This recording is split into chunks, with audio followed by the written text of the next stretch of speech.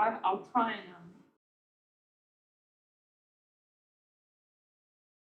How are you doing? Oh, I've got the same mask as you. Have you got what's it? Albatross. I love albatross. My I'm obsessed with albatross. Like I love the cam. I like I like whenever I'm bored at home, like if I'm studying, I'll just put on the current albatross cam. And you just and I just feel so happy. I haven't been here before. I know.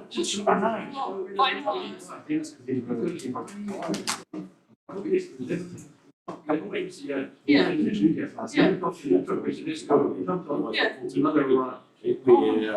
I'm so happy. Isn't it just incredible? Like, sorry, I'm probably. Hello. How are you? Missed you? Yeah, I missed you guys. I do. I like.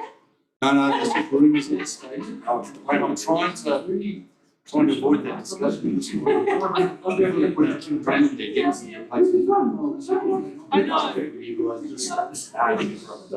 know, and I just like, I really want to go, but I just love looking. Like, even if you're on your desk or at home, you just feel like, and especially if it's on that peninsula looking out, it's just so beautiful. Yeah, I'm going to try and keep you with the camera showing me up. I know. Yeah. So last couple He's trying to there's a chicken. Pleasure to have you. I'm so glad I found it because I used to, when I was working at Finley, I'd have it up if I was in the office because I'd be like, everyone would be like, what are you doing? I'm like, you don't understand. Oh, it's so awesome. The buffet is.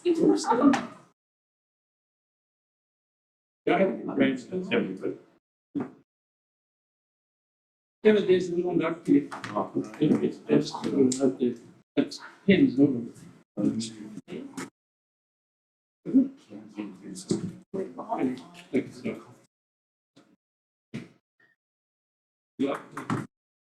Oh, this is I'm so excited about this. This is I think, Richard. I know there was all that controversy, but it's just fabulous. There's more books like this. It's like a cover. Yeah, it is. Just unbroken. Steve, whose Triton is it? Oh, who do you think it is? Oh, I'm wondering if it's yours, Barry's, or Richard's. No. Barry would have American or a English form. I love Triton. An English Like, I want the Triton back. Barry's got no hot rod different. I remember. He's got rid of it. We also get very An old Mark 1 with some huge logo in it. Richard is like 40 cars or something. He went to So, I just rescented it when it went off to the, I just pressed that instant, is that right? I just rescented it. no, I don't. That takes not the hot spot. I think go think what you've got to do. Style and the look. I've got 3 of them. Do you? When I'm rich. See, what's interesting is it won't go any further left. When you're right, scribble it. Yeah, it shouldn't do. Yes, yes, yeah. But, and that's a home up the middle one too. I've gone crazy. So you don't want that. He looks at still under 20, which, Should do. you know, I sold mine. We'll see what happens. But you're also happy with the two feet up here like that? Yeah, they put hands up and things. And it shows you all that. I wanted to pop out my chat so I can't see anymore.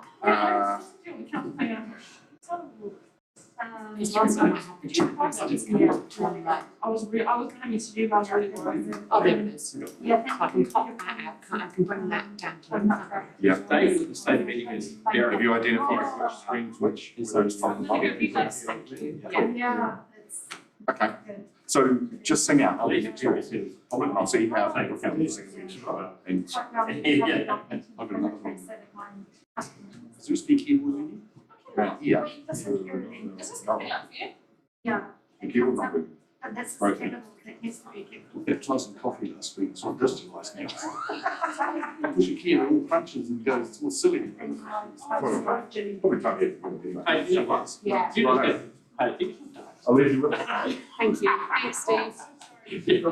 Thank you, Brent.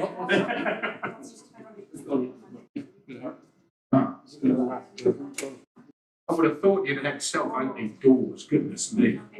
But it's self-closing. If you're still going at 5, which you probably will be, I'll have to come in. Because Yeah. otherwise I'll sit Oh, around. yeah, 5:30, that's all under the. So if I walk in, that's just me. Come on, fix it. We'll come down to the equality monitoring presentation. Oh, Trinity's got a keyboard. I'll just do one from Janine. Position of these things. Oh, I just recorded it. Sticky keys. Sorry. Hello. Yeah. Hey. Yeah.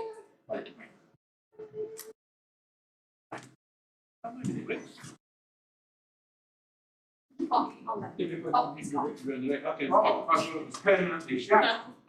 There's nothing there.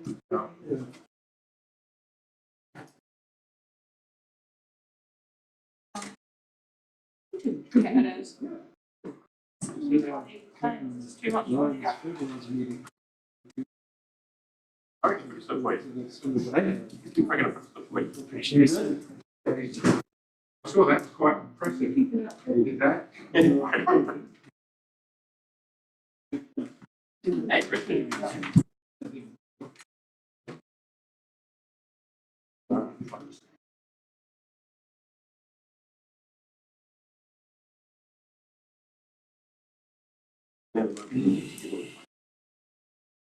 Ah, sorry. For what? My kid's in there. Oh, we're here anyway. We are here. That's maybe May. Okay, Jody, open this way. Oh,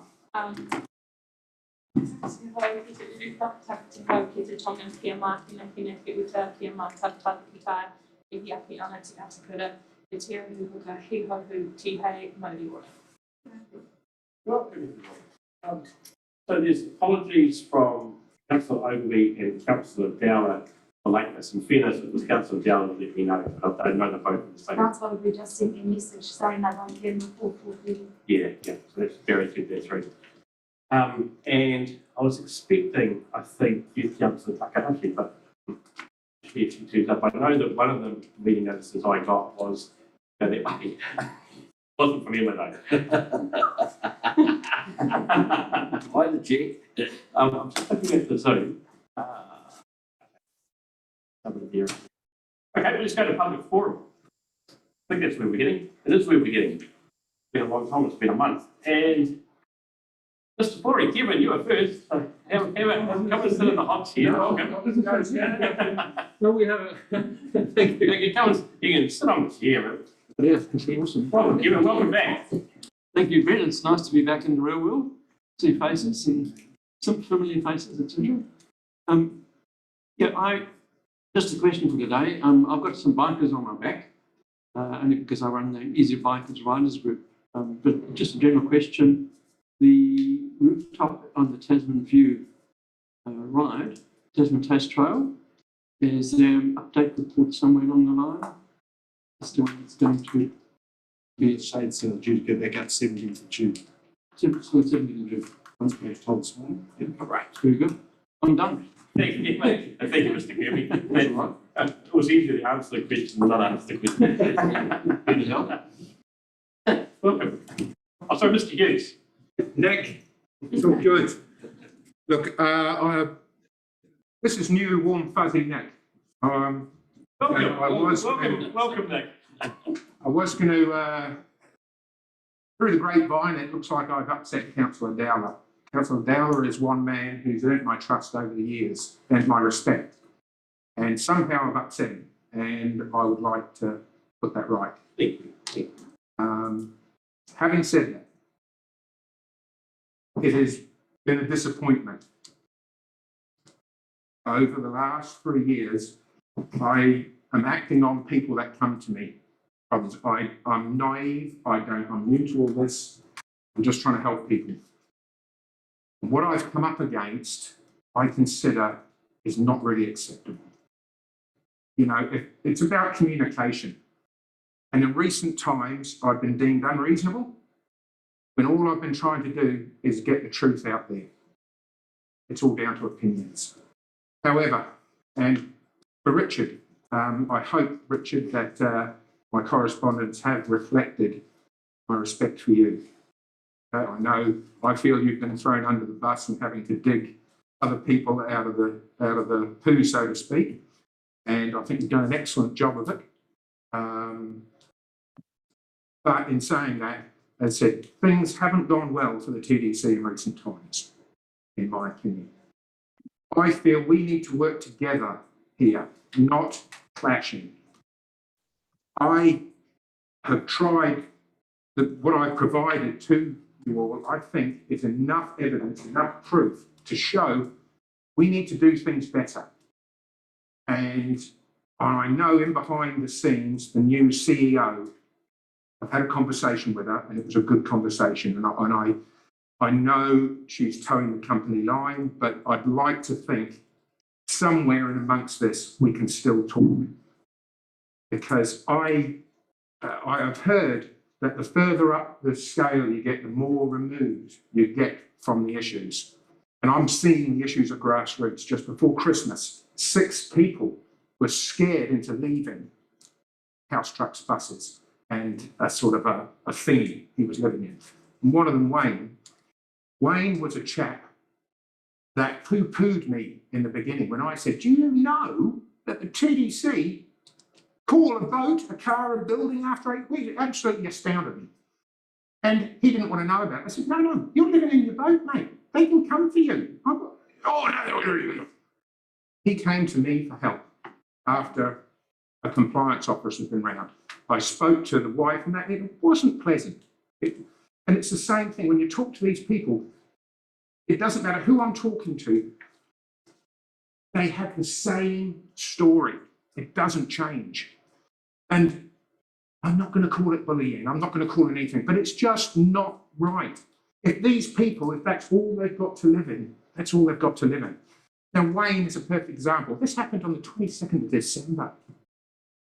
And he's gone. He's now in the middle of nowhere, hiding. He's actually hiding. Are we the cause of this? You know, all because somebody many years ago decided that a car becomes a building after 8 weeks of living in it. That has caused misery for the last 30 odd years. And it started with the Appleby Domainers. I think it's up to us to try and change this somehow. We've got to work together, because I'm quite happy to go the other way. And you've seen, I'm not going away. But please, we need help. Now, I asked for a couple of things to be tabled. I just want to quickly draw attention to a post which TDC put on about putting a photograph of a woman dumping green waste in another green area. Now, that's appalling, I agree. But then, unfortunately, TDC think it's okay to bury cars in the river. It just reeks of double standards. Now, fall on your swords and let's do something about it, eh? Let's help these people. Let's help the Youngs. Let's help the Jan Sagars and the Margaret Etheringtons and the Jackie Griffithses. Pull these enforcement officers back into line. They are out of control. You're not seeing it, but they are out of control. These are ex-police. These are ex-military. I also have access to some emails. One of those emails calls the issues over the buried cars a fantasy. Well, before Christmas, you saw that fantasy. That's all I need to say. Thank you. Only because we interjected to Mr. Horwick. Thank you, Nate. It's because I much prefer Nate. And for me personally, I'm much happier to work with the Nate than the Mr. Hughes that's angry. Because at all levels of staff and elected members have heard and have been asking questions and are trying to make things better. but it's really hard to work when you're getting down. In my defence, I've had 3 years of fighting. Yep. You know, if people Change takes see time. my story, Change takes time. Yeah. Yeah, but thank you. I like the name.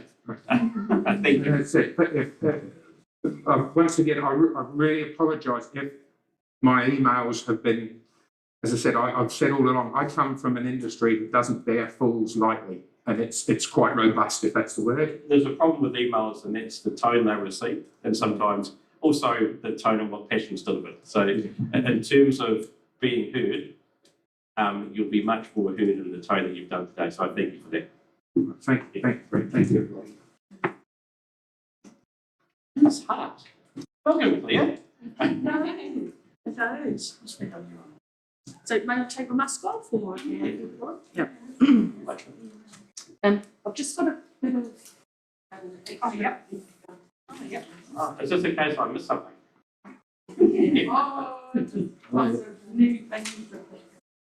Hey, how are you? Nice to see you. So,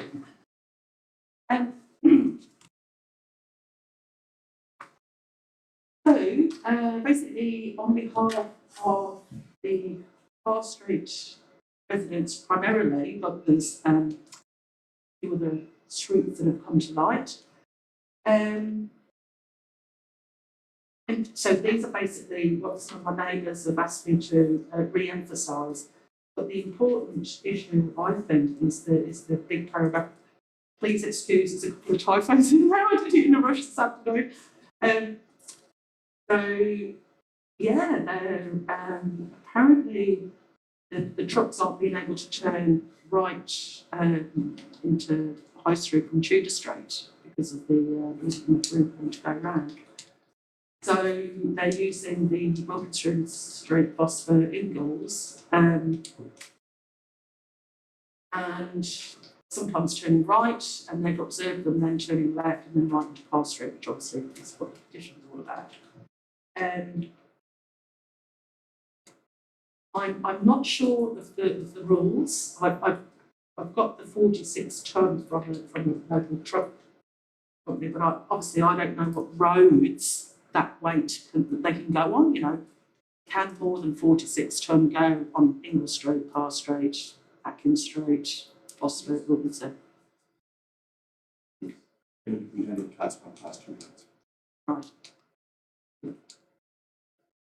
So, common sense wise and safety wise, how do we look at this?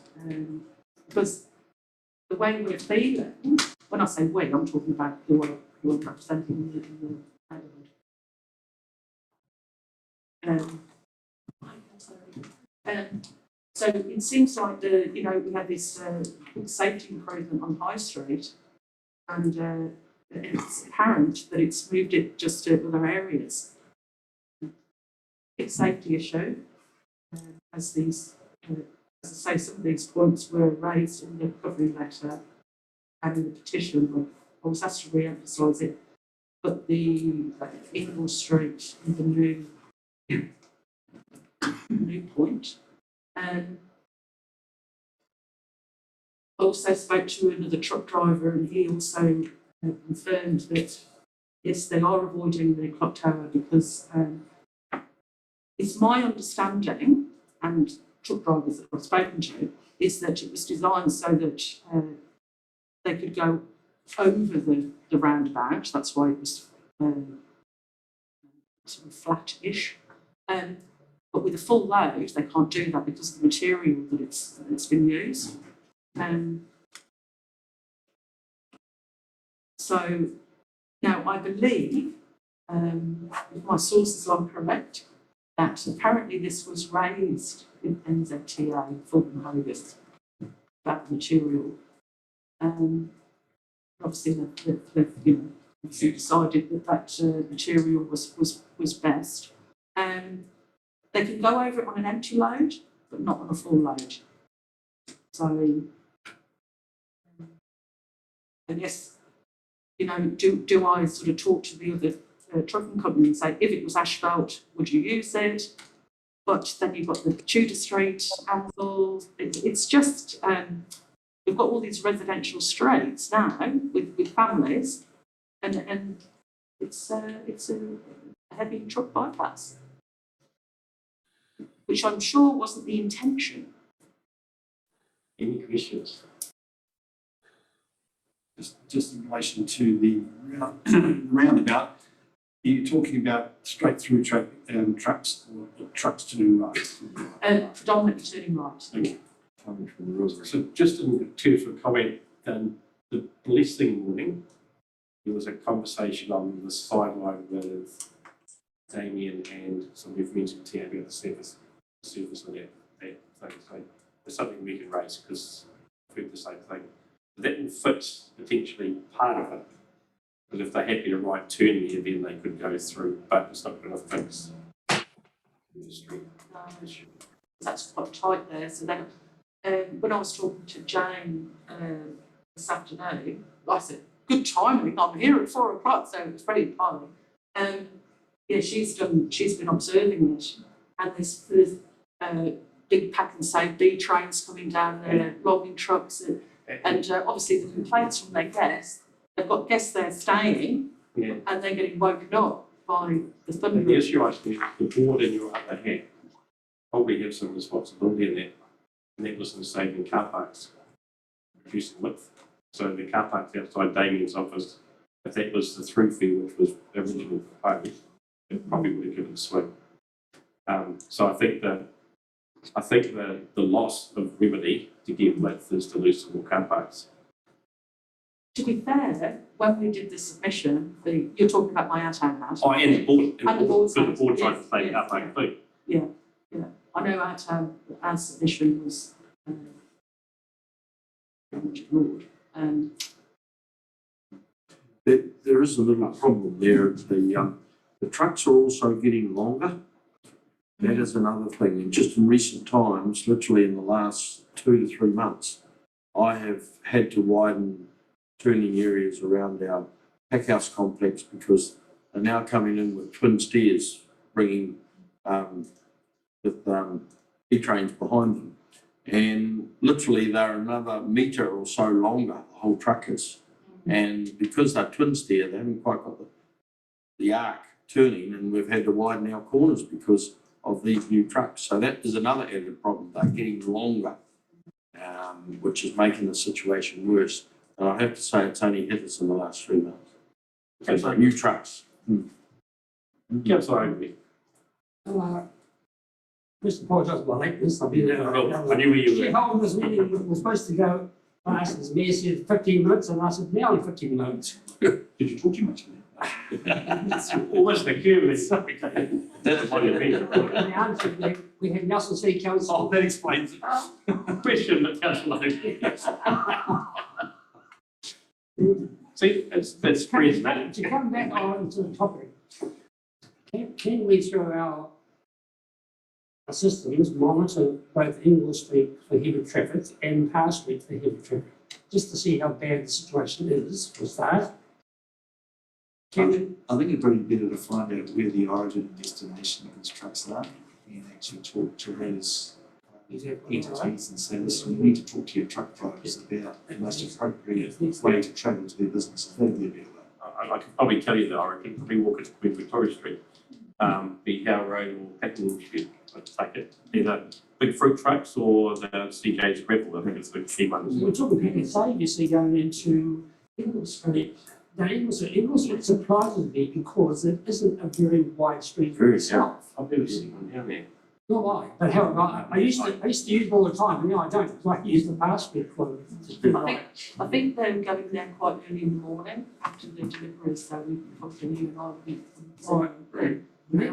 Next point there, Mr. Chair, is we need to refer this through to Rocket Fratani for their comments. And I suspect their comments will be, as you've indicated, will be able to take those car park spots out. Potentially apart from one, and that's the surface of the roundabout. Because if the surface of chewing, because that's what was seen on that morning, chewing the tyres out. So if it wasn't damaging the tyres, then that potentially. There's a similar roundabout in Richmond, isn't there, Richard, at the Salisbury Road, Queen Street corner, I think. Have we had any problems with that? No. I wonder whether because the turning circles that they use for that state highway would allow for B trains. So we probably need to look and see that the turning circles being designed correctly. Because I'm presuming it's the trailing wheels of the trailer that's catching on those and dragging. In other words, a truck driver probably needs to, I'm not sure if you checked out, needs to take a much wider turn so the trailing wheel doesn't have to cut across the line. So, I'm looking at a solution to what your Claire is coming from. So we can refer to Motueka, what she's asking you for. So I can write them a cover letter to the residents. And you can put the new world quite easily. I suspect some of the traffic is going to the pool store on Victoria Street from the Orchards. Yeah. And they used to go down Pool Street until there were complaints from residents about heavy traffic going down Pool Street and noise, etc. So just as clear same here. So we put the ramp in, and that's resolved the problem. And unfortunately, residents are very happy that traffic is slow and we've lost all the heavy traffic going down Pool Street. So ramps along Power Street may be a solution, like we're proposing for Swansea Road in Richmond. Again, is that appropriate, Mr. Kirby? Well, I'll pass the petition on to Jamie and ask her to liaise with Dr. Tahi to try and get it resolved. I just think with a suggestion, I mean, maybe it's like the Tahi to Jamie and the likes. Yeah. I'd like our lines across the streets actually measure heavy traffic as well as light traffic. Yeah, they can do. But just going to. But once you find that out, you've still got to go and find out where the trucks are coming from, where they're going, and deal with it. So, yeah. So that, just to point of clarification, the roundabout that David and Councillor Oldby just mentioned on Salisbury Road, does that have the same surface as our roundabout with the recycled? I think it does. It's got plugging, this one's got plugging, it's like the supermarket. No, it's a BP. by BP, very top end of Salisbury Road. Oh, it's not mine, I think we've got the same. There we go. Got a queue. It's got a queue, but I don't think it has that same surface, and I think you'll find that some of our truck drivers that I've observed in Motueka actually are using that roundabout to come over as opposed to go around. That's the, The point I'm making is that they need to take a much wider turn. Yeah. But are the outward strap things interfering with the width of them, because we've got those pedestrian crossings right on top here, at the BP roundabout in Queen Street, in Richmond. I just wonder if the actual design of it may need to be reviewed as well. Those straps to get that angle of the width of turn. Thank you for your for the work that you and what you presented here.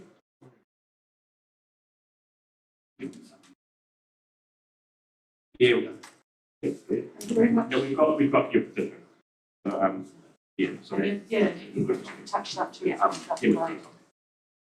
Thank you for your time. Thank you. Is Mr. Henry online? No. Thank you, Dale. Welcome. Just to let you know, your audio is absolute crap. I'm picking up about a third of it. Steve Manners has already told me you've got an issue. But yeah, it's not good at all. How about now? Well, if you talk to me, yeah. But if you talk across the room, I barely heard a word that Trinity said. I know she's got a mask on. David, I heard about 50%. Richard was okay because he's talking basically straight towards the end of the room. Richard Kirby, when you were talking across the room, very hard to hear. Yeah, that wasn't making a lot of sense either, though, Gary. Board member Horrell said that apologies for later. Sorry, Mr. Kirby, you're already up there. Declarations of interest, are there any? It looks different to me. That is different. Because the other ones are quite sharp introduction. Those are clothing blocks, they're quite sharp. Whereas that looks like it's the whole thing. It's the same one. Surface. It's Queen Street. It's really, this is pretty tight, so you go over it. Yeah, the houses are That's speed got and clothing like blocks the on it, mist those block. concrete clothing blocks. Yeah, So there's no declarations of interest, I take it. Mr. Kirby, you made the councillors already. So declarations of interest from the far side of the table, being none. We've got confirmation of minutes. Somebody like to move, please? Yes, I'll move. It's subject to a change, please. Yeah, what's the change? On page here it mentions Richard Horrell and Queen Wagwera Street. It's not Wagwera, it's Queen Victoria Street. I think it was picked up in the email that you've got a response to as well. Yeah. With that noted, move. I'll second the subject to that. Yeah. Oh, yeah, the right, yes. It's when I wrote an email about that in the special projects part of the chair's report. It's still, to me, unclear to funding to be increased to $15,000. That should refer to a cap budget for any particular project, and not that the whole funding is going to be increased to $15,000. Just for the sake of the future board coming in and seeing that and giving it some thinking on. What on earth are we talking about there? Move Horrell, second up. From those in favour, aye. Heads carried. Well, I get lost when I've got two pieces of paper. It's Diana, is there?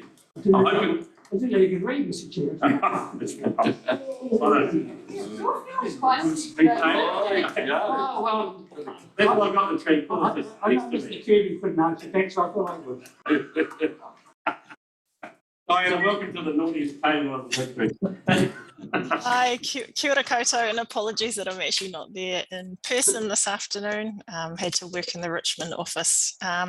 So I'm taking the opportunity to give an update to the community board on the air quality monitoring program that we've been running in the wider Motueka area for a couple of years now.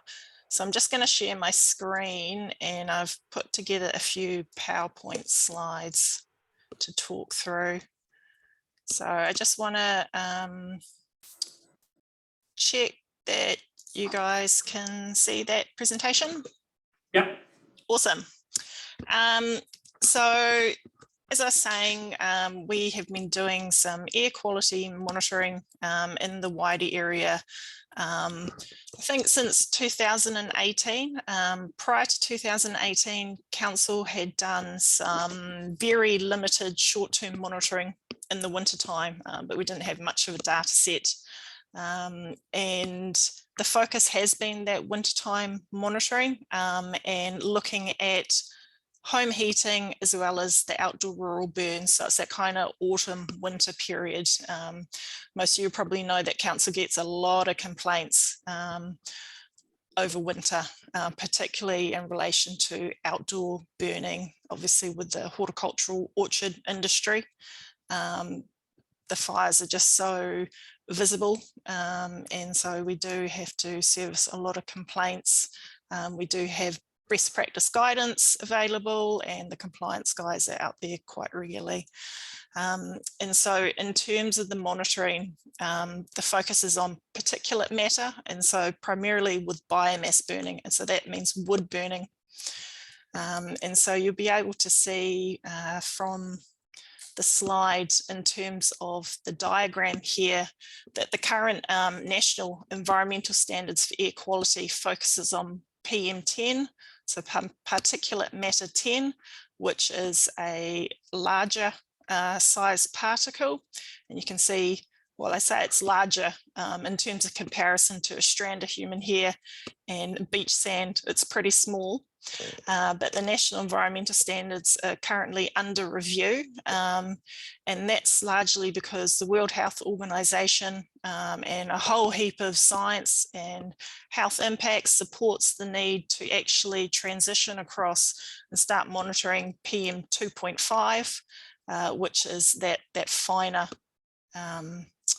size particle, just simply because of the health effects, you know, it can get into your lungs, it can then cause a lot of issues. So in 2019, we hired or commissioned NIWA to actually do a study across the wider area.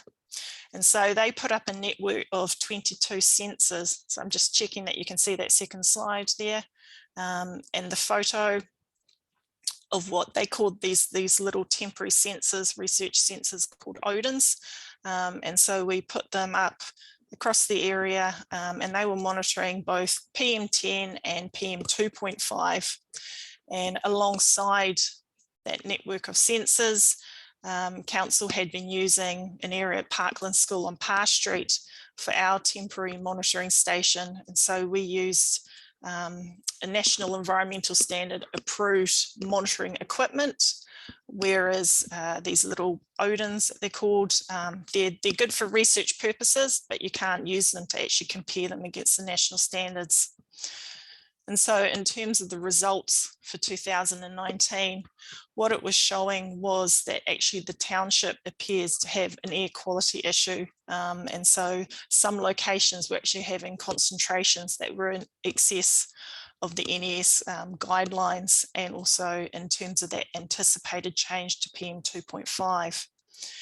And then the other key output of the results in that more rural area for Brooklyn and Rewaka was that there was evidence that actually the outdoor burning is making those short-term and localised but significant contributions to poor air quality, and that we should investigate that aspect further. So jump forward another year to 2020. Taking on board what the NIWA study had told us, one of the key things it also recommended was that we should move the temporary monitoring station from Parkland School across to the east side of the township. And that's because that's where some of the highest concentrations were. And so we've set up, well, we call it a temporary monitoring station, but it's been there permanently for a couple of years now, at Ledger Goodman Park, and you can see from the photo there, it's on top of the pump station there. And so that is an NES approved monitoring instrument. And so back in 2020, we were just monitoring PM10. And so the results from that winter monitoring were showing that across the winter, the daily average was only 20 micrograms per cubic metre. So in terms of the NES, the actual threshold is 50, so it was well under. But it's important to note with air quality that any pollution is bad pollution. It's just for management purposes. There is a threshold there. And we did have one day on the 16th of June, and it was a bit of an outlier one where it registered as being 56. And so that is over that threshold of 50. But we're not confident on the results because we'd had some issues with the lab testing. However, I was actually in Motueka on the night of the 15th of June, and certainly the smoke concentrations there were pretty bad. So it could have happened, we're not quite sure, but that's just something to put back in terms of that data set. So now, are you up for questions now or just at the yes, end? yeah, no, if you want to ask a question, please do, but I just want to reiterate what Councillor Dowler said, having a bit of problems in terms of hearing you guys. Okay, I was going to like, I'm really surprised that Ledger Goodman Park has got a higher concentration of smoke than Parklands, because that's the older part of town. It's rough old part of town. woodburners, and the rural burns that side. Apart from Councillor Overby burning his wood outside, right across the road, I would have thought Ledger Goodman would be lower. I think cannabis smells more actually. Yeah, I mean, to be honest, in terms of the concentrations, it was more the Pethy Bridge area of the east side of the township, but Ledger Goodman Park was the only area that we could actually set up the equipment. And certainly though, in terms of Motueka, you know, the pollution, the smoke tends to pool in different areas depending on, you know, the dips and hollows. So overall, this site is better than where Parklands was. Thank you. Okay, so now we jump ahead to last year, 2021. And this time round, we commissioned Moat Limited to do some more temporary monitoring. And with this study, last year's study, the focus was on those outdoor rural burns. So you'll recall from the NIWA 2019 study that it said that there was further investigation required to understand the outdoor burns, but they had suggested that yes, there were temporary and localized but significant impacts there. And so what Moat did, they set up 7 of their little temporary sensors at 6 different locations. So you can see there was one over in Brooklyn, and then another 4 sites in that Riwaka area. And then we had 2 of those little sensors set up at Ledger Goodman Park alongside Council's NES approved instrument. And so 6 of the 7 were monitoring PM 2.5, so that's smaller concentration. And then we also had one of them that was also measuring PM10. So then you can do a bit of a co-location and working out how that compares with the council's one that was monitoring PM10 as well. And so the results of this study are interesting in terms of the data that we collected over that monitoring period showed that actually there wasn't an issue. It was all compliant within the NES, and also looking at the new World Health Organization's guidelines that came out towards the end of last year for PM 2.5. And the conclusion was, based on, if you look at things like wind currents, the time of day things were being emitted, and a few other bits and pieces, the output showed that the concentrations were sourced to home heating. But, and there is a massive but here in terms of being cautious with those results. And that's because last year, anecdotal evidence, what the orchardists were telling us, and also our own observations, were that actually last year's winter, it wasn't normal for outdoor burning. We know that a lot of orchardists were not able to source their replacement orchard trees, and so they weren't doing their usual replacement, you know, rip out the trees, burn them and put new stock in. And so potentially the actual PM particulate matter is probably going to be higher in usual typical conditions. But what we can see here is this is actually a really good baseline in terms of a data set of what air quality looks like when outdoor burning isn't happening.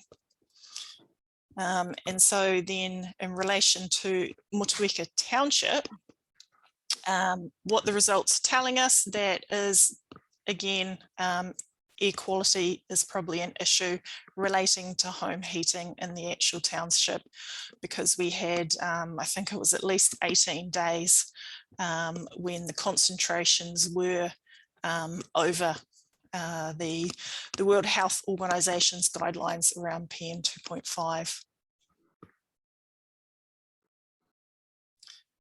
So taking on board the study from last year, what we've already done is the Ledger Goodman Park monitoring site. It's up and running every day now. We want to collect an actual full year's worth of data set. That's because there's actually a lot of seasonality difference across the year. You know, during the summertime, you can start to see things like sea salt will impact. Obviously, people aren't using their wood burners in the middle of summer, but that starts to ramp up now and through winter time, etc. And so we're focusing our monitoring on PM 2.5 for this year. That's because we want to be responsive, because we know that Ministry for the Environment is very much signalled that in the future, the National Environmental Standards will be requiring us to monitor this. So we're trying to front foot that shift and be a lot more prepared. And then in relation to Riwaka, bearing in mind what happened last winter, we are putting in one of the temporary sensors at the Riwaka school again, just to do some surveillance monitoring, to just continue to track and understand what's happening over in that area.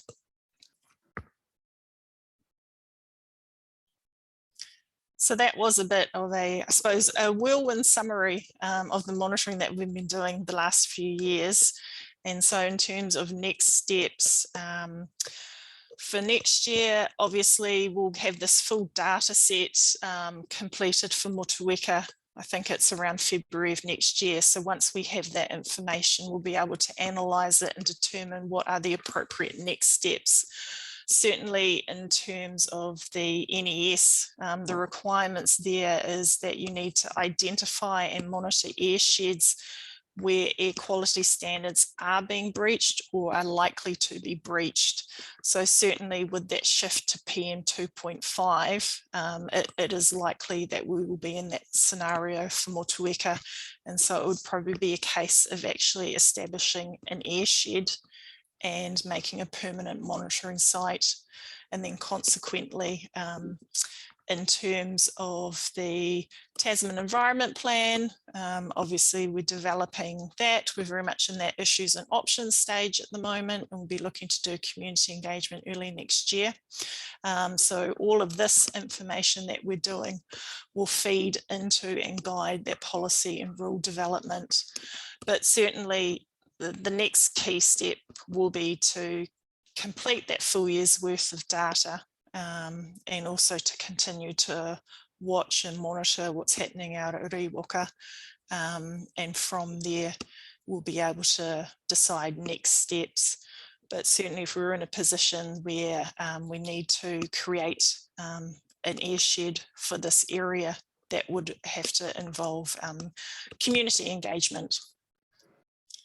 So that completes my slides, but more than happy to take any further questions. Thanks. A couple of questions. Here's Board Member Horan. First one is the fire permits. You're not allowed to burn rubbish in the old town limits from the 31st of May till the 1st of September.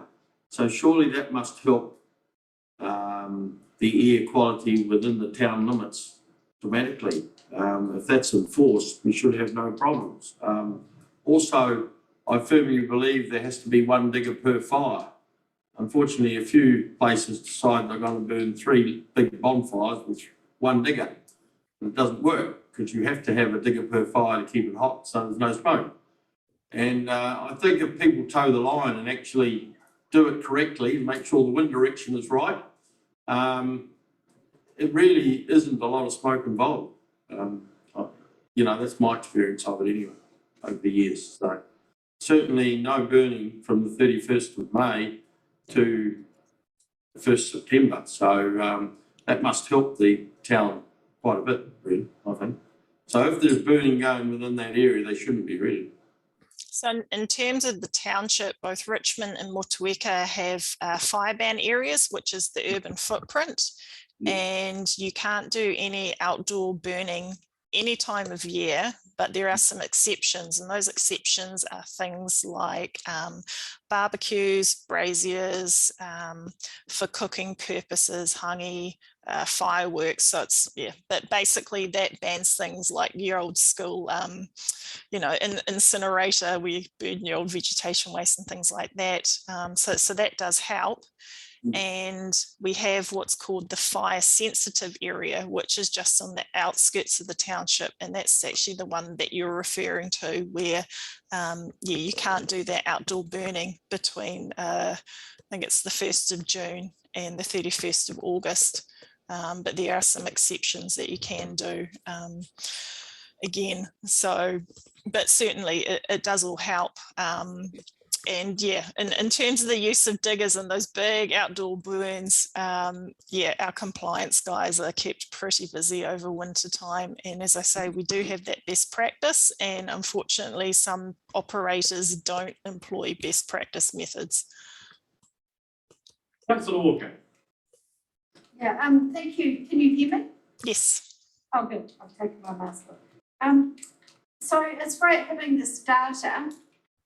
And it's great that we've been kind of advised and informed of it, but I wonder when it goes out to our communities, because for me, I think there's a lack of education of people understanding what the awareness of what's happening, particularly with our fires, like our house burning, the heat system as opposed to orchard burn off.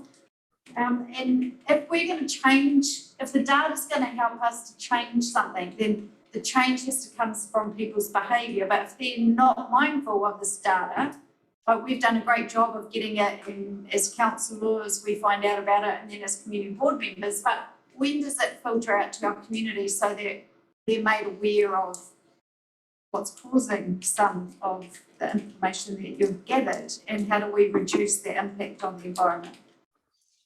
So every year we do run a winter equality education campaign through Newsline and Facebook.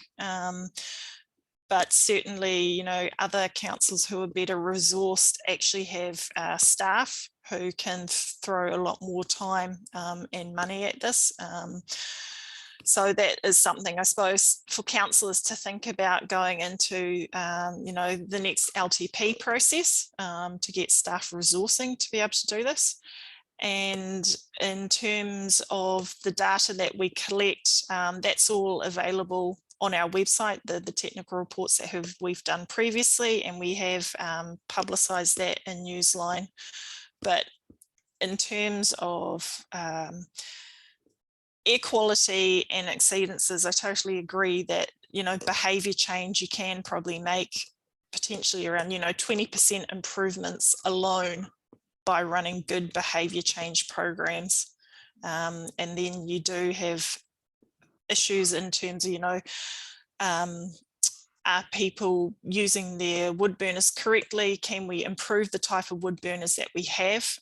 Certainly, I know Motueka does have quite an old housing stock, and so my assumption is that we do have probably a lot of pre-2006 wood burners that are still in operation. So, you know, things like plan rules can look to address that. And then we do have the challenge of, in terms of, you know, the weather. So there's a few variables there. Councillor Ogilvie. Hello, Diana. Thank you much for the report. It remains very interesting and informative. In terms of the, I think the climate change recommendations yesterday, were there not some recommendations which were related to heat pumps to try and reduce the, or improve, I should say, the equality? Was that a factor in the climate change report yesterday? Do you mean in terms of the emissions reduction plan? Yes, yes. I have to actually haven't had time to look at it yet, but certainly I know across a number of central governments initiatives around reducing greenhouse gas emissions and climate change initiatives, that, yeah, certainly they're pushing for things like heat pumps. Okay. You probably didn't hear Joni, they say again. Oh. Sorry, I was just explaining to him that if you're on a benefit, you can get free heat pumps installed into your home for heating. Yes, that's right. Central government has the, was it Warmer Kiwi Homes grants for both installation and heat pumps.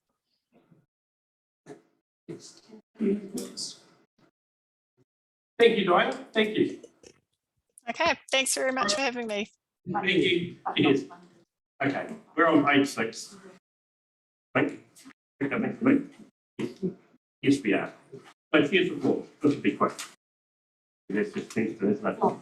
So I actually thought there's going to be a youth council here today, so we've parked the thought push on the playground, but I have passed on to. Oh, good. We'll get an update. I have also been in contact with Martin in terms of the behaviour that was there. The update on thought push. I spoke to them, and she says the contract was accepted. There's still work to be fixed up. Workmanship pretty bad, the air spray's pretty bad, and they're coming back next week or two to fix up. So later, I think it was update we had a month ago. Yeah, they're waiting for the weather. Oh, okay. The weather's been good last month. Yeah. And just noting that the annual plan submission done in safety that Deputy Chair Armstrong is going to present that on behalf of the board tomorrow. That way, Council won't have to remind me to join us Zoom. Just for your information, I've let our Motueka know about the Litigant invoice So item number 6 is in terms of the road seal that keeps coming up and keeps getting mentioned, and I guess it's in addition to the Queen Victoria stuff. So did everybody get that email that Richard got? Or did Richard just get it? In terms of the substrate and the levels underneath the Queen Victoria issue? I haven't got all that.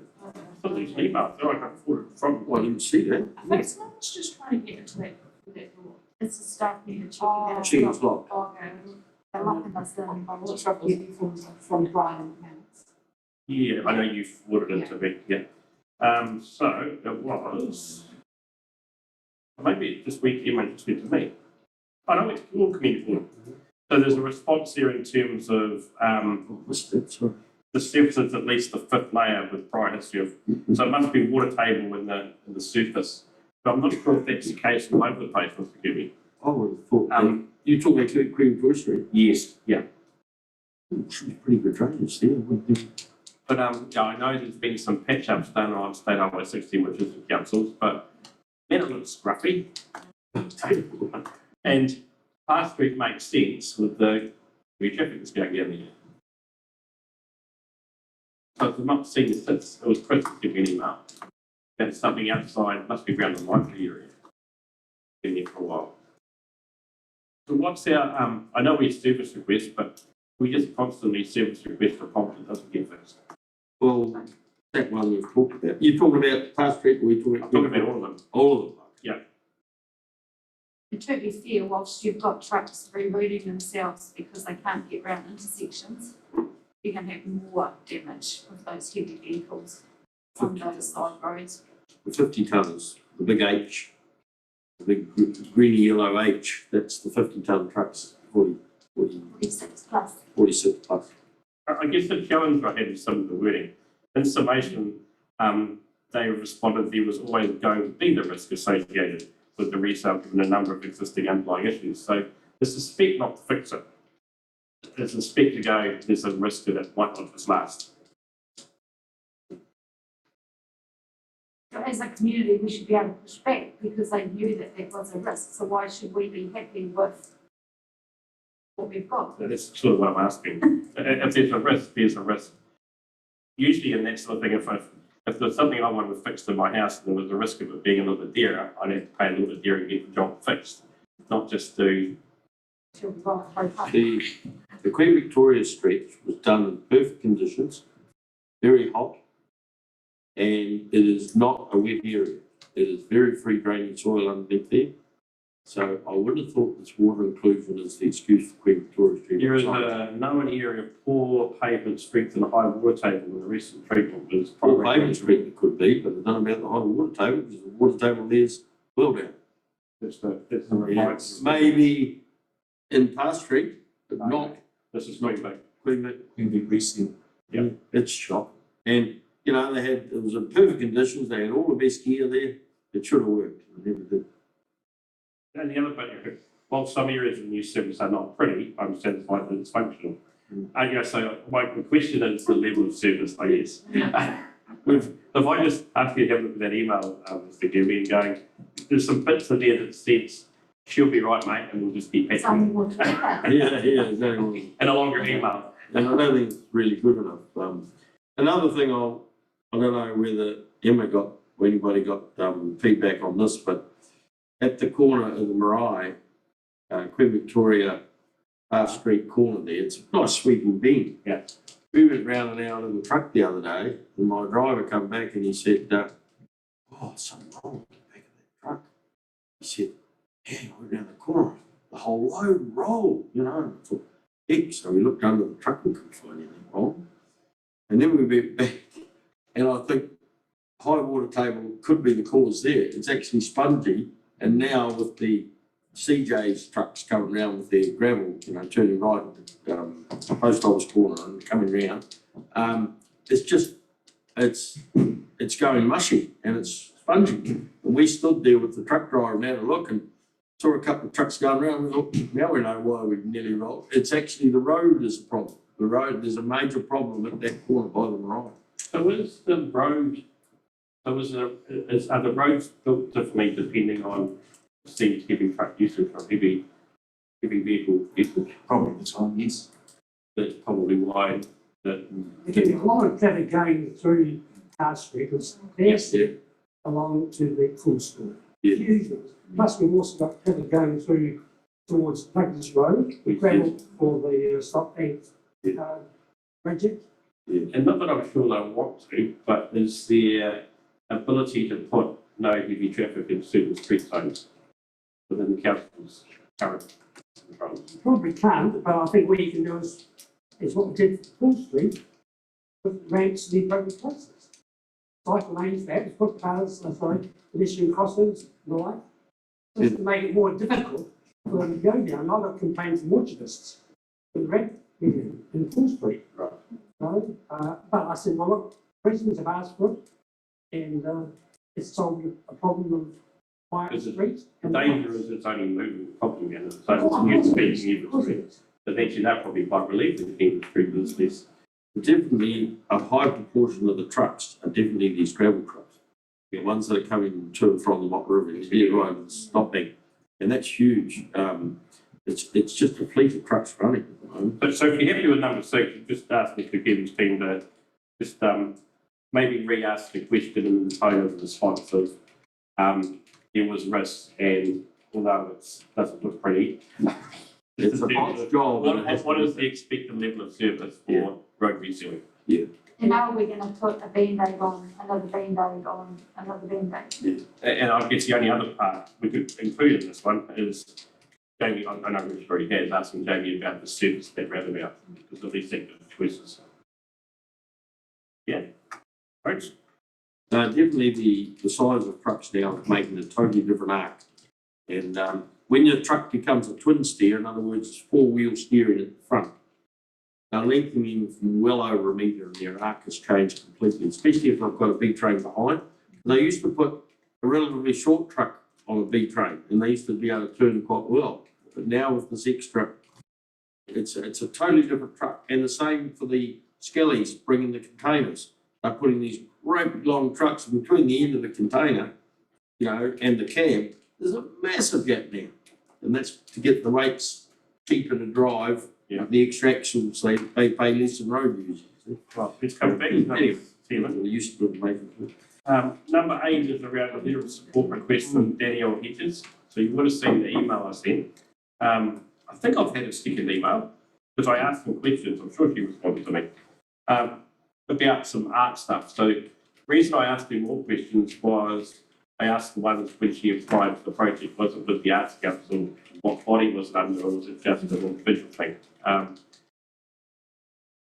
don't know if I'm dreaming, but just look for the reply before that she came back. I think she did come back to me.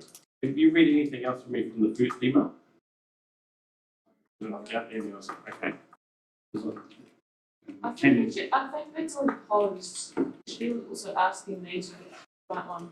Or actually the fund that she's asking to support this project. Just those? Just close the email on this chair ask. It could be. So my question is, does the board support that?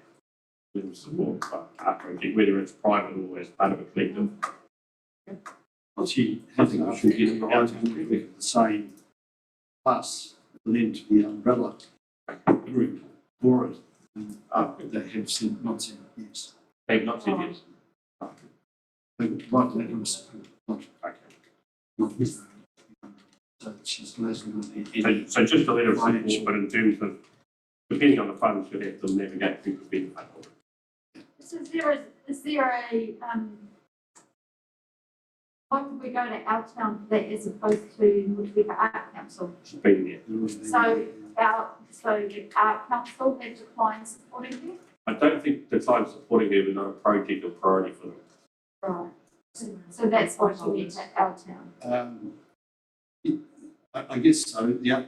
The Arts Council, I missed the meeting there, but I'm sure looking at the minutes that they didn't bring it up again. She was invited to come back to the Arts Council and re-discuss the plan and how it can possibly work for the Arts Council. She didn't turn up. Right, So I okay. think we're sort of But in terms of the investment into beautifying some art around Motueka, I can write a list up that and send it. Anything that enhances the cultural value. Maybe she's looking for us, sure. I don't even think it said that. So the link here. She hasn't got a budget. No, I don't think she's got that far. Yeah, I And think we then discussed it that's last where time. the art council is stuck because there's not enough actual information to make it. but in concept, we like any investment. The concept, yeah. Can we ask for a budget, or at least some sort of amount she would like from the community board? I think it's. That's not the community board. It's not enough. Yeah. And I think the fund is closed that she was applying for, so. Okay. And the other one, number 9 is just for you to know. So in terms of emails in here, the complaint to the Human Rights Commission. Was an actual official. I was sent to them. I was sent to them, yeah. I've got Yeah, those all links at Human Rights Commission.co.nz. CC. But to be fair, it hasn't been. It's been available to everybody, albeit the quality of the. But we've only, this is only our second meeting. Are we working on that quality, are we? I think Mr. Manners is working on that quality. Operations Committee report, FYI. Any items from board members? I'd like to raise one of mine. Yeah. It came up at the operations meeting, I raised it then, I put to raise it here. It's the Goodman Park in Old Wharf Road. Yep. We have budgeted 295,000 for the toilets. Yep. And for the car park. The toilets are okay, and I just feel 200,000 for the car park is unnecessary. And I've said this before, but given the fact that our reserves fund is quite low comparative with Waimea Mercury and also with Richmond, our growth is limited. I was at the park on Saturday morning and it was full with netballers at the rec centre and footballers at Goodman Park. And okay, the rec centre was full. There's sufficient parking on the grass areas along Old Wharf Road. So, and somebody said to me at the park, what's happening with this car park because it's in the news? And they said, do we need it? And I said, look, I'll raise it at the operations committee, which is coming up, which I did. And I thought I should tell Richard Holly, I said, I'm raising it with him here today and see whether we could reconsider the use of that money. Because my own personal strong feeling is that there is better use for sporting activity rather than as a car park. It's costing 200,000, hasn't been spent yet, the budget will be spent. This is our decision, according to Richard Hollier, if we want to reconsider or not. If we don't, then it'll go through as programmed in the coming year. Thoughts? I've got to be, because I wore a different hat for a few years. So I opposed that for about 10 years. I opposed putting cars mixing with green space on a park. But I got to the point where capacity car parking was a key issue. So I changed my mind and removed my, but for a long, long time, Councillor Agaby, I agreed with you because I just couldn't comprehend cars accessing that side bit along Goodman Park where kids and balls were moving. It did my head in. So if they realigned paddocks, but that wasn't the concept, it was putting car parking still going to 12 blocks way opposite the where the rural fire shed is, I think. So down that area, is that still where the site is? The intention is to put more or less in the centre of the park. Yeah. In between it. Yeah. So no, it was a good thing. So the toilet's absolutely, No problem. yeah. Oh.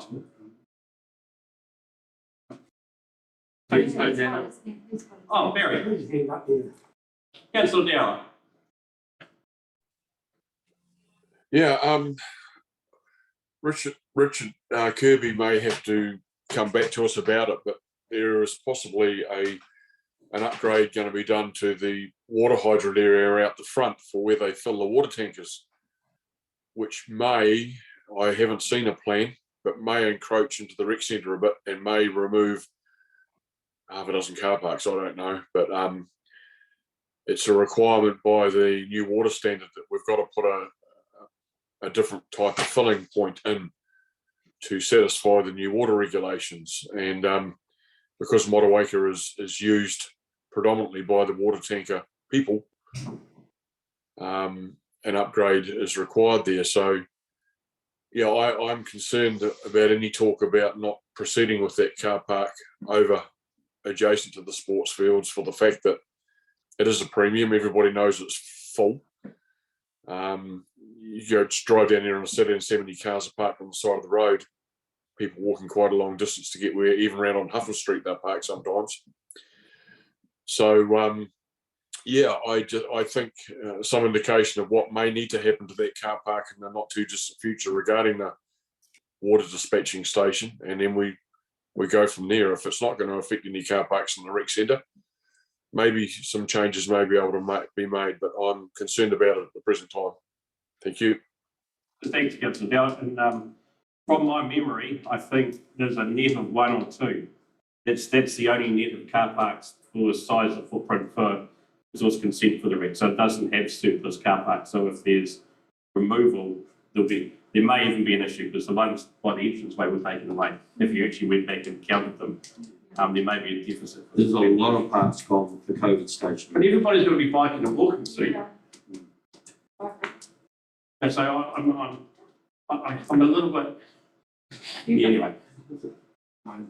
I would be comfortable designing the park.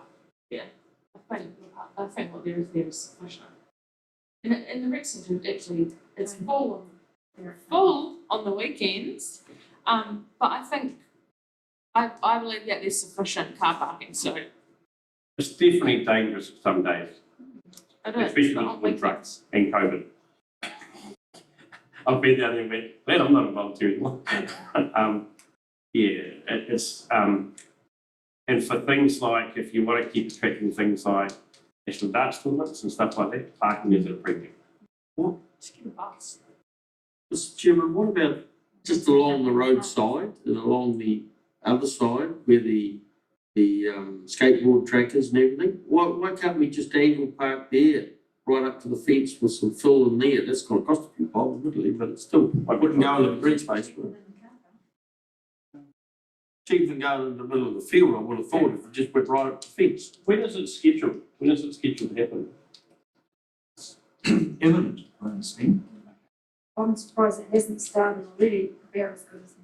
Oh. Councillor Dowler.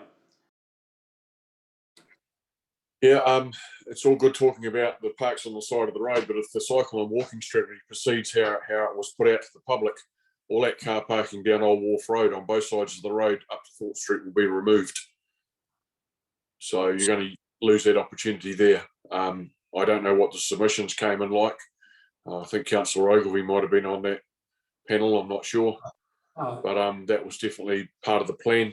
So any parking on the roadside there will disappear. To be fair, I'm sitting on the fence for somebody who originally strongly opposed it, then supporting it. Yeah. So I don't have a strong view either way. The barriers, Richard. Well, to me, if it's at the only place we can expand and put car park, definitely needs expansion of car park, that's for sure. The facility is getting so much use. That, we did need to expand, but obviously we need to take a chunk of the green space, which is a shame, but if that's the only place we can go, that's the only place we can go. Has everybody seen the plan? My renewed concern is, to be fair, it's only going to be really used by people using the paddock. So I don't think there's going to be a whole lot of people that park in. If I'm guessing where the site is in between those two fields, where that little concrete pad is already up the field, so we walk down back to the rec. Do we want to see a plan? Are we able to table a plan so that we know what we're talking about exactly? I think I'd like to see it. And also, Mr. Could you come back to us with what Barry's raised with regards to if we're losing car parks for the water. I understand you're not losing car parks at the rec centre. It's going to be utilised off Old Road within that area where the trees are. That's where the trucks are going to be going in and out. So they're not going to be driving into the car park itself. Yeah. That's their frontage. Their frontage. Yeah. The other point is, I didn't really raise or emphasise, Goodman Park is really only used for winter sport. It's used for cricket in the summertime, but numbers attending the cricket in the summer are very few. No cricket, Goodman Park. No. No, touch and football. Touch Touch in the summer, which are junior touch, And it's, and you know, football in the summer, and walking dogs, you're not allowed to do Yeah, flying drones. yeah. you know, Sometimes you just for about 6 or 7 hours once a week, It's not, it's it's a lot of not. money. Our reserves fund can go to all sorts of other more appropriate sporting activities. So the questions I've got are probably the same as what Councillor Walker's raised is, if we're not losing pucks because of the tuning, but in terms of what is the net, is there a net positive, is there a negative car parking capacity based on where we're in for the rec currently? Without the parks to join, so there may just be need to. It still concerns me how the cars will access on that green space park. Oh, sorry, Mary. Yeah. No, you're right. I haven't been down at night during the week to see what the effects are now that the football players train on Goodman Park. Seeing they've got the flashlights and that there, and I'm told that there's a wrath of soccer players or football players in the town. So I must actually go for a drive down and have a look myself, because I know that there used to be a whole heap of them parked outside the Memorial Park during the week when they used to train up there, and that's 2 or 3 years ago that stopped. So they must have all shifted down to Memorial Park to the training lights now. And yeah, I think you probably raised a good point, Councillor Downer, is that if the current usage is post-COVID, so patronage numbers, stuff there's 90 people to the movie theatre plus stuff going into red, there's no car park, but at the moment that hasn't fully rebounded yet, but it will. So yeah, maybe we ask for that report and design before we kick something out that actually in a year's time we go, oh my goodness, and the money's gone. So I guess that's the point, isn't it? Is that currently assess on the current use, and probably need to look at the previous use and the future use. And take into account if cycleways are going into more people's cycle sport. Probably not, because mum and dad are in a hurry to get to netball, then rugby, then somewhere else. If we ask for that, it would actually be really good if we could get that circulated before the next meeting. Get emailed. Yeah, that'd be awesome. Deputy Chair Armstrong. Is this, Yep. just a report with a smile on my face, that Motueka Reserve is being developed, sorry, it's commenced, dug out the groundwork and so forth, so that's underway. I've been complaining about that a few times, so I'm just letting you know.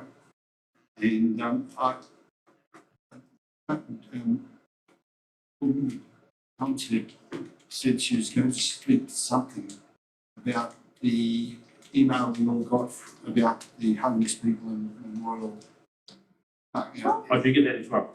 Yeah, but why am I speaking to her? Oh, I thought you said. Oh. I've got it written down. Sorry, you got it written down. I've got it written down. Yeah, in case it didn't come up again, I think it's important enough to bring up. So I think on your emails this afternoon, Emma and Sarah. Oh, I did. So on your emails this afternoon was an email from Hill, Brad Hill? Yeah. Brad Hill? Hey. Hey Hill. About some people potentially living in cars in the old Motueka Bowling Green car park around the cricket pavilion area. And he was pretty clear in his first email, I think let's see another one, that he wasn't complaining for them, he was annoyed that he was reaching out to people that helped him and he couldn't get any engagement from any agencies. Couldn't get any reply from police station, even when he rang Richmond, they seemed disinterested. Had no follow-up from Salvation Army, and Community House said they'd look into it. So I said, I've offered I can catch up with them afterwards. Said we had this meeting, I said it probably wasn't the best place to raise it first, and as depending on what if we had the meeting here, because then all of a sudden it would be him raising that publicly. But I think he just wants some help in terms of is there any help out there? Do they need help? So the delicate part is doing that without all of a sudden there being infringement notices for freaking camping. So because unless his tone's changed, his tone was about is there anything that can be done to help these people rather than they shouldn't be there. I'll pop in tomorrow morning about 8 o'clock and just see who's there. Just to check where Hayden's come from. Okay. So some down park as you with the roundabout is into Motueka, there's that little reserve to go around the inlet. There's like 3 almost constantly in there. Is that And down the back road, like, of the school pickup? yeah. And down the skate park. I mean, it's actually to be I fair. won't check those places, but I will check the cricket and the volleyball club because I go around there quite often. And I haven't really noticed many. Occasionally there's 1, maybe 2. Yeah. And they aren't there by midday. In all honesty, how I read the email was his concern was, are there any way that can help? Yeah. So I guess I'm interested to find out, are they freedom campers or are they actually some of our community live in rough because there is a huge housing shortage currently. I've had some dialogue with Maureen she's our community connector, and she seems to be in, like in snow media, so I won't be quoted, but she seems to have her finger on the pulse at the minute, bridging a gap that the Salvation seem to have not been able to bridge for a little period of time now. So I know I've had dialogue with her just this last week about donation to see people. And I don't know if I'd like to rule out that they're not freedom camping. I'd like to actually know that this is a community problem and it's actually, we don't have a housing stock to meet needs in community. And I think that's where I come from. And that Maureen has been very, very resourceful and helpful with a couple of other instances that I've been made aware of locally. To be fair, without being judgmental, it may just be a choice. And that may still, in terms of the concern. But as it gets colder, that choice may not be a choice. So yes, I attempt to emails, I'll do that now, but what I offered us like catch up after. I said we'd probably be finished by 5:30. One line.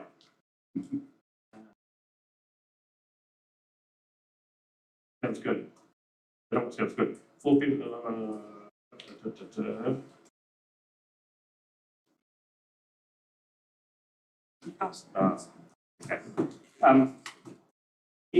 Okay. No, just to reiterate what I said before, could we get Richard's engineer to look at that Mariah corner, please? It is in serious. What I sent it through. Yeah, good, thank you.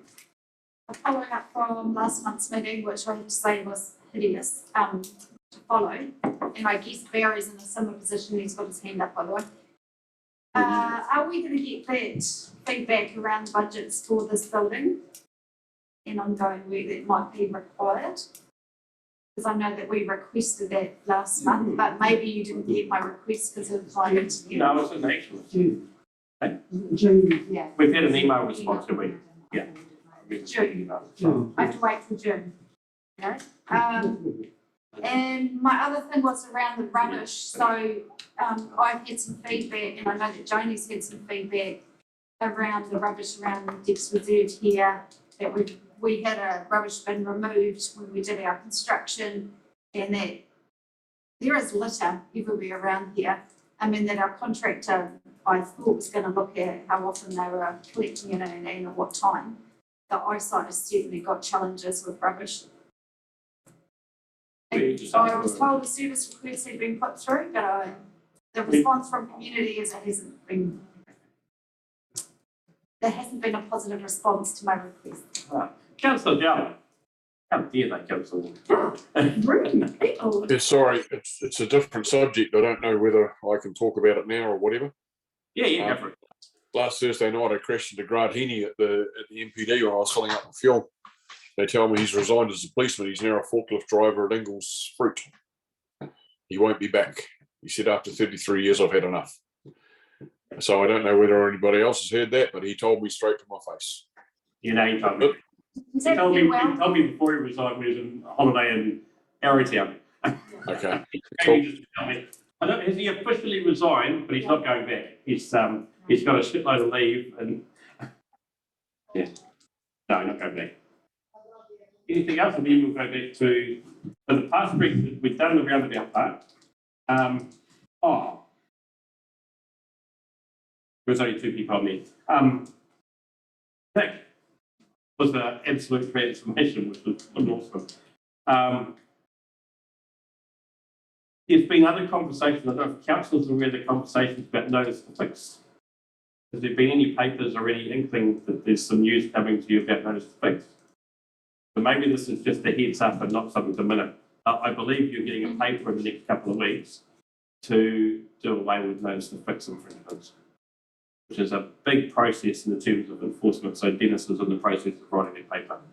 And anybody that hasn't paid their one that's currently outstanding will be wiped. So I've just double checked with them saying, if you guys do that, are you going to send anything to debt collection in the meeting? So I know 2 people that I've been talking to staff about they had a notice to fix. They've now done the work. They admit that their interaction with council was an issue on both sides from the start, but the work has been done. And they've got an outstanding notice to fix over top. So I think in the bit I read, it was about $8,000 might be wiped off if you agree to it. So I guess I'm telling you a little bit in confidence, but it's in that whole knit conversation about different aspects of how council can interact better with the community. And that's sort of the barrier that the board's been pushing quietly and consistently behind the scenes to see how we can get better action. And if it's if notice the fixes aren't used as the first tool of enforcement, I think that's a long way to come. Just to clarify, the notice to fix is charges. Yeah. $250 or something. 500 and something, I believe. Yeah. Well, that's the difference being removed, not 8,000. No, but the total of current notice to fixes outstanding is about, so the effect on your income line is about $8,000.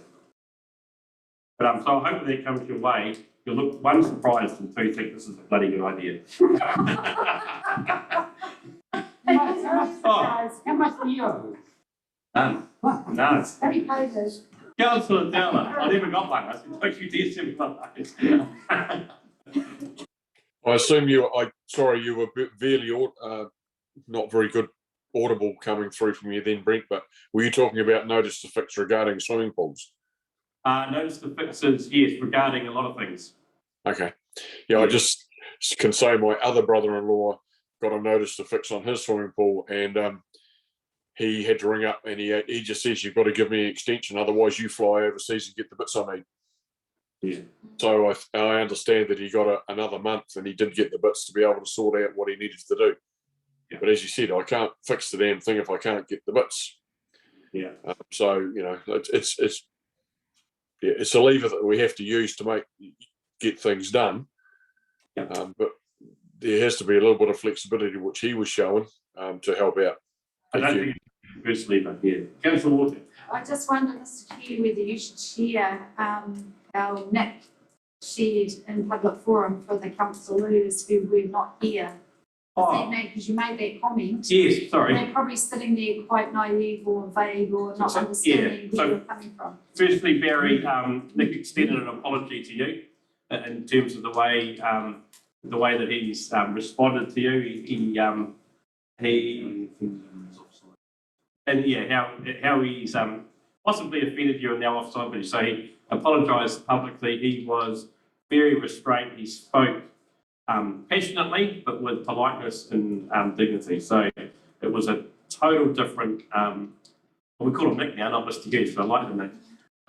But credit to him, he fronted up and because the bit I think everybody around the table absolutely understands there's some challenges that he raises has some validity, but I don't accept the way that what he delivers in round circles. So tonight he interacted with us as opposed to reacted to every. Yes, so it was pleasant. Yes, and Mr. Kirby got an apology too, to be noted. Right, so now we're going to go backwards to item number 7, special projects. I don't have any. I did wonder if the library needed anything, but without the budget, it's hard to assume that. That's why I'm asking. I wondered whether the board might be able to help fund some IT upgrade to the Absolutely. Zoom and the microphones and the things in the community's public meeting room. It's like keep asking for the library budget. It's in here, see. Seems we have the search term gets cheap microphones.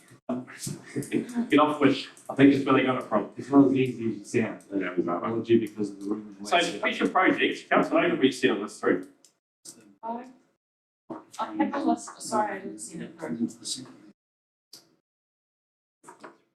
Why? What do I do with your list? I have a look, I thought we were discussing it. I thought generally to see that. So let's, what are we, is it possible to bring up the list on the screen? Councillor Overby's Ogilvy's list, Yeah. And if we can just add to it. Oh, I didn't, sorry, other items. Barry, do you know what's happening with the Whakarewa Street bike lane? I think we discussed it last meeting, but I can't remember, but I've been asked. Sorry, you echoed. I didn't pick it up. Oh. What's happening with the Whakarewa bike lane? Bike lane. Whakarewa bike lane. Oh, the shared footpath. Yeah, shared footpath. That's the one Jed replied to, isn't it? Oh, yeah. I've read your reply. Yeah, that was last meeting. That's the What we were chasing was a walkway cycleway down the edge of the high school between Grey Street and Talbot Street. Oh, yeah, miss. That, or are you talking about? Oh, yeah, okay. Oh, sorry. No, you down. Right, okay. Yep, no, got that. Right, well, I've had communication with Network Tasman, and so has Drew Bryant, by the sound of it. The contractors that were digging their power cable in got mucked around by wet weather, and they also got mucked around by COVID, and they had to have the cable laid past the entranceway to the pack house before the pack house started operating. So they went ahead full bore. They still haven't completed the project, but they're way down. They've got down Green Lane and as far as Grey Street. When they did the Queen Victoria Street, they had to reinstate it due to health and safety, whatever, and they planted grass. So Jed Coppins from Network Tasman has said they would love to complete the job and get the contractor to come back, but they physically can't afford the traffic management requirement. It just costs far too much money. So I don't know where we go from here, whether we ask council to, or us as a special project, stump up and fund the traffic management, which is probably going to be the dearest part of the whole dome job. Don't know. We're sort of in that limbo now. I'll be honest with you. I was coming to the community board today. 2 reasons we had that special, the joint shareholders committee meeting, which David attended. But I also hung back here because I wanted to actually see what the communication situation was through the Zoom from the room. You've already had my comment on that. So yeah, so if you want me to, I can go back to Jed Coppins at Network Tasman and ask him what he actually needs. Will they proceed if we can arrange the traffic management? At this stage, it's not happening. That's where we're at.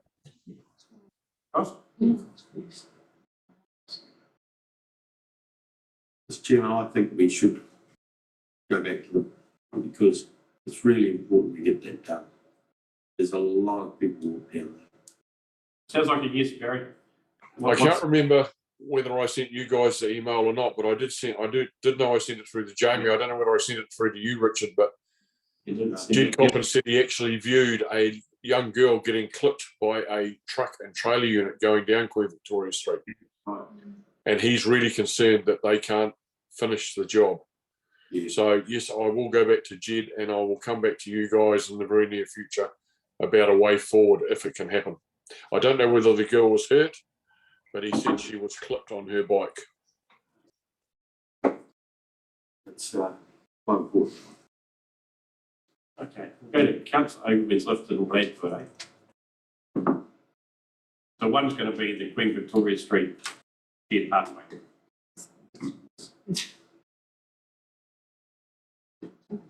Share this to the Barry can see it We've as got the well. pollution thing, didn't we? It's the big screen.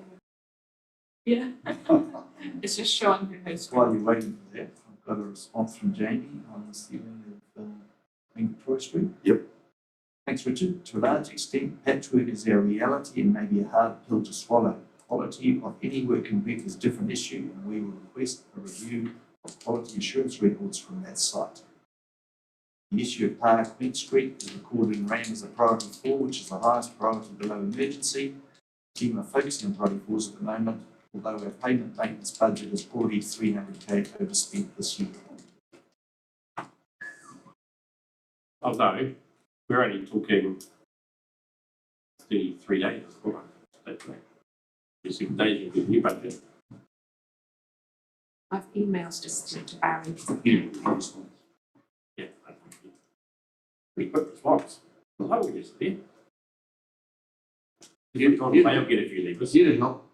Yeah, but there's certainly the poor job on Queen Victoria Street is quite unbearable. It's just there. Okay, so what we've got up here is, So not only here, Nelson is the same problem. if we add in Queen Victoria Street to that, Queen Victoria Street, the shared cycle walkway Queen Victoria Street in conjunction with Edward Tasman.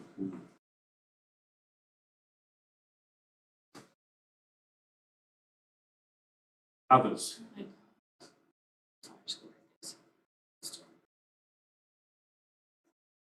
Probably the one there which is most contentious is number 3. Oh, on your emails, Councillor Dallin, Emma's just sent you the list. Is he still there? Yep. So, any others? I just put, it's probably something you've seen, but I just put a post on the community page and just said about 10,000 and that could be done in the next few months. And I thought that there was some that could easily be implemented.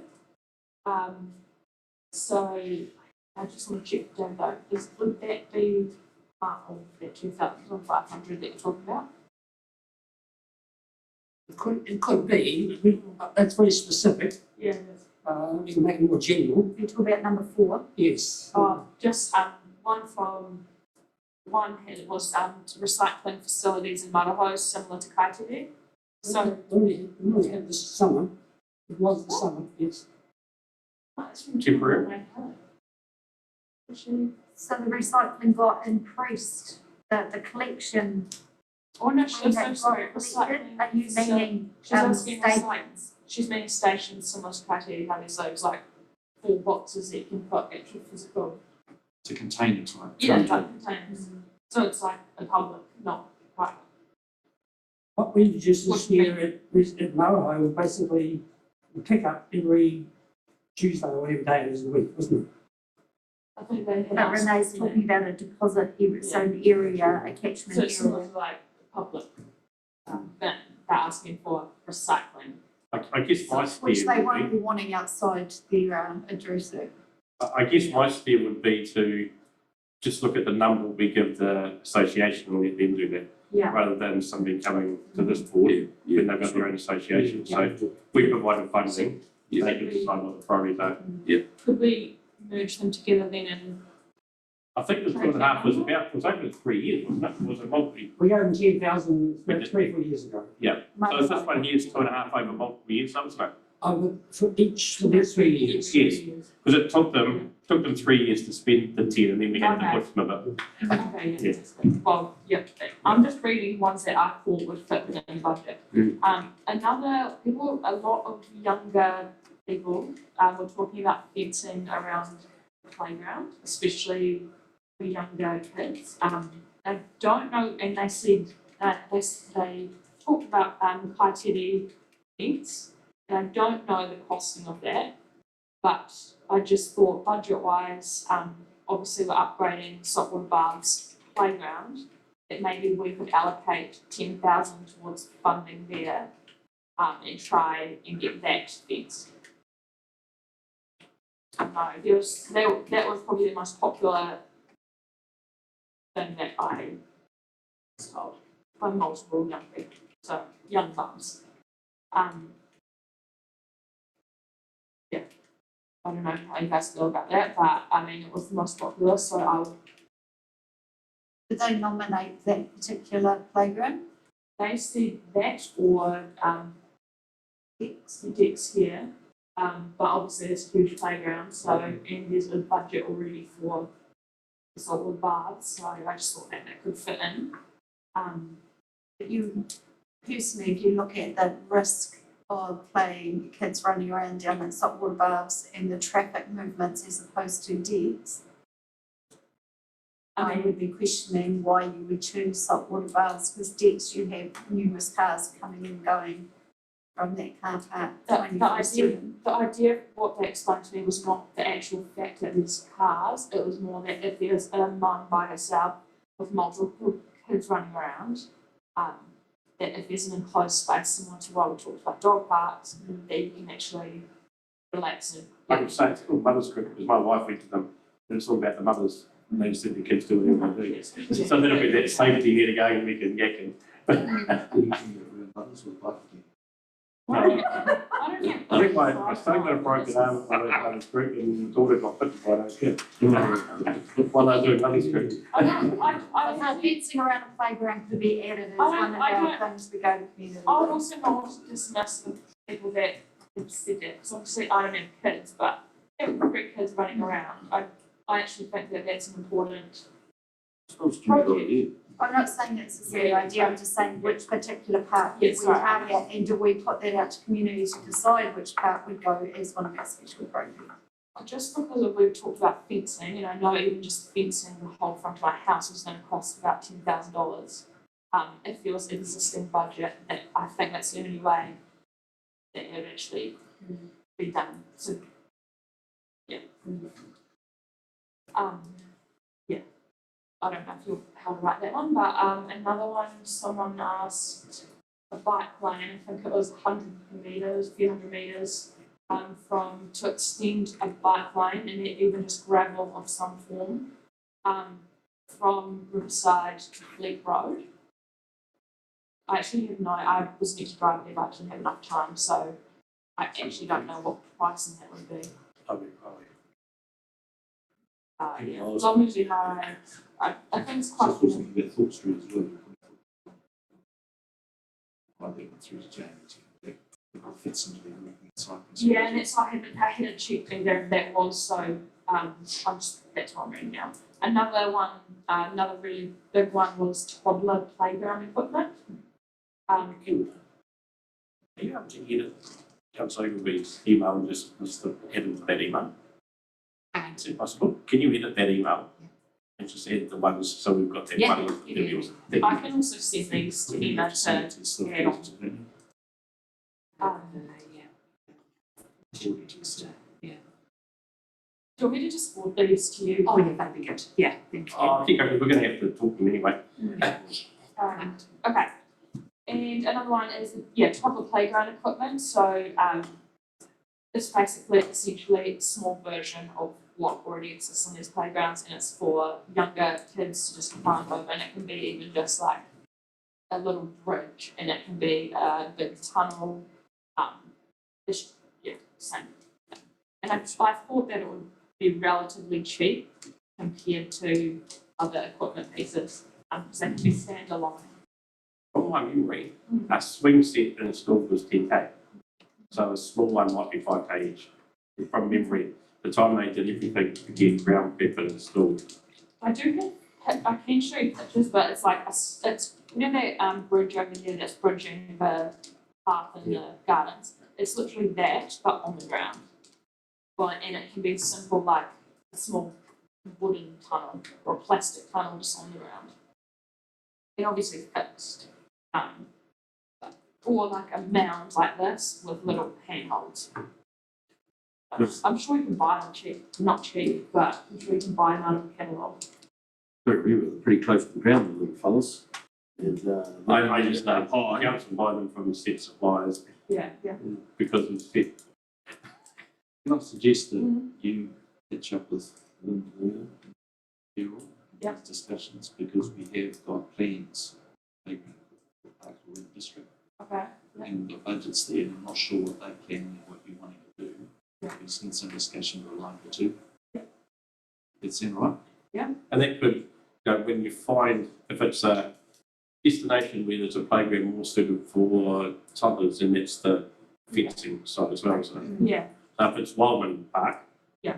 That happens to be in this. They just sent me in Motueka and that they often travel to Kaiteri just to have a fenced area.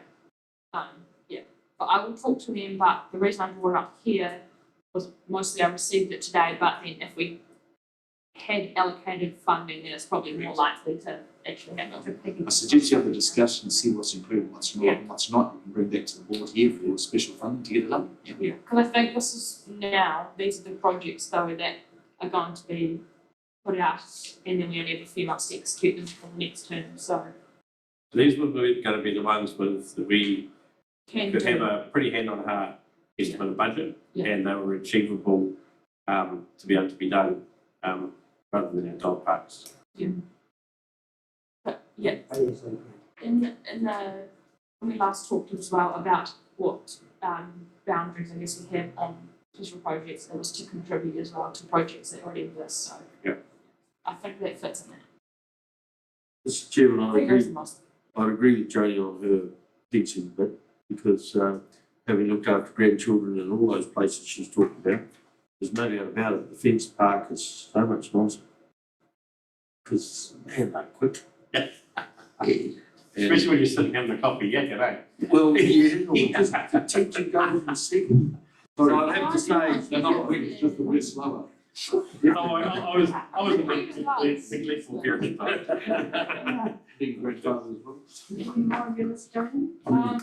No, I think those are the most important and most fitting to what we can't achieve. So no. Recycling, is that in another, was it? So the recycling facility was in Maraho, similar to the one to Kaiteri.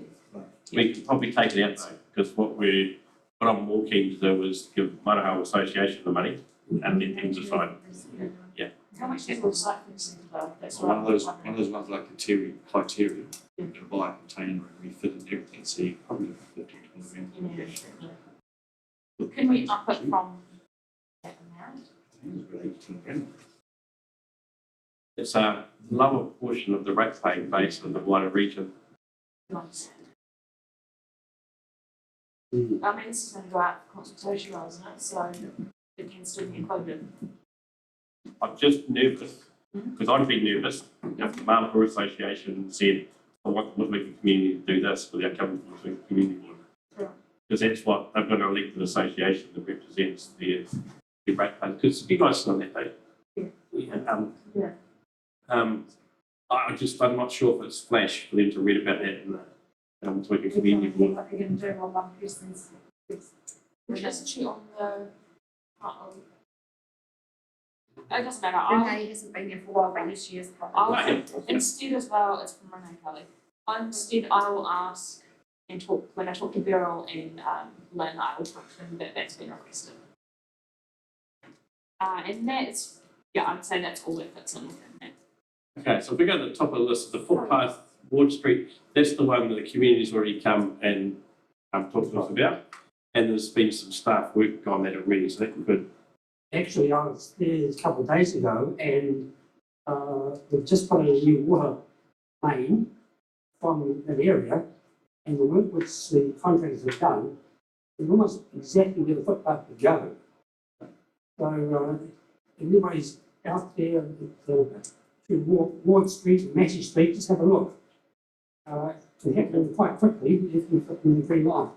So that sort of ticks the box, it's going to potentially fix up. There's one thing that I've heard from a couple of people in the community, and that's around beautification on High Street. That High Street's looking pretty drab, and there are some concerns around these planter boxes that are on High Street that were a token gesture, and those are my words, not the people who contacted me. a token gesture of putting some greenery back into High Street, but they seem to get backed into quite regularly, particularly one out by European Bakery. And so I've had a couple of people from the community asking what else we can do to beautify. I guess some of it's mourning the loss of those beautiful elms, and that those planter boxes really don't cut the mustard. Isn't there budget? There's a budget for some beautification in my work. I'm not sure what year it's not far away. 23, 24. I think it might be, yeah. But yeah, it can be. So the town is looking tired and dreary, is the comments that I've had. So who And I would, know that people to be beautiful do a great job with their hanging baskets, but that's a seasonal thing. so would we fund Keep It Looking Beautiful for that, or Outcome to League for that, or because that's the part that that's the part that lets this process down. I personally believe it would be you would fund and go get alongside to keep Motueka beautiful, because it's beautification in our town. Motueka is more around the businesses, and don't businesses have to do something about their own frontages? I may be wrong with that, but that was my take on it. And to be fair, I don't see what our town are doing, but I do see and give credit to what people Motueka So would that be beautiful something would that Keep It Looking Beautiful would do? That's the big question really, because they have manpower resource problems already if there's another project for them to do. If volunteers were to do it, rather than council. $10,000. Councillor Della, if you want to say anything, just unmute and say, because we can't see your face. You had it on the screen. I got lots to say about this. With David's list, number one, I agree with that footpath should be looked at quite strongly. I can't hear a lot of the conversation, so I'm just going to wing it from here. Number two, the photographs or whatever, I did show a photograph of the rubbish tins that are used in Westport and Reefton with photographs of the town, the history written on one side and the photographs on the other. If the rubbish tins are getting pretty decrepit, I think we should, I don't know, look at that maybe. Number three, there's a developer who's bought the land between the houses on Troava Street and the cemetery. I've been called down there by some people. He's going to build houses on stilts right up behind them, and the houses are going to be overlooking the cemetery.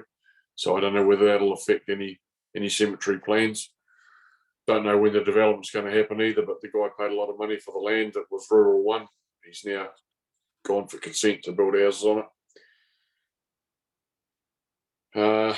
Number four is the 2,500 for the Marahau group. Is that on top of what we already give them a year? No, that would be what we give them a year. Right, okay.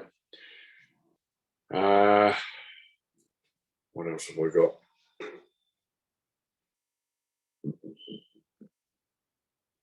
Yeah, I've written myself a note there and I've been scrolling, so I just have to give myself. Is there a price for the walkway upgrade through behind the caravan park? How much is it going to cost? And then I noticed Jody had an email from a lady regarding a cycleway walkway from Petherbridge Street down to Staple Street. About 10 years ago, we priced that on council about doing that. Unfortunately, there's two drains on the side of the road and you've got to pipe at least one of them. And the cost 10 years ago was actually out of the question. So unless that can be, otherwise people are crossing backwards and forwards over the road, which is not ideal. So that would be the only comment I can make on a historical thing. I don't know what it would cost these days, probably 10 times as much as 10 years ago. It's a shame. I agree with you 100%. There should be a cycleway walkway down there, but it's just cost prohibitive. That's all I can comment on. Thanks. So in terms of anything else?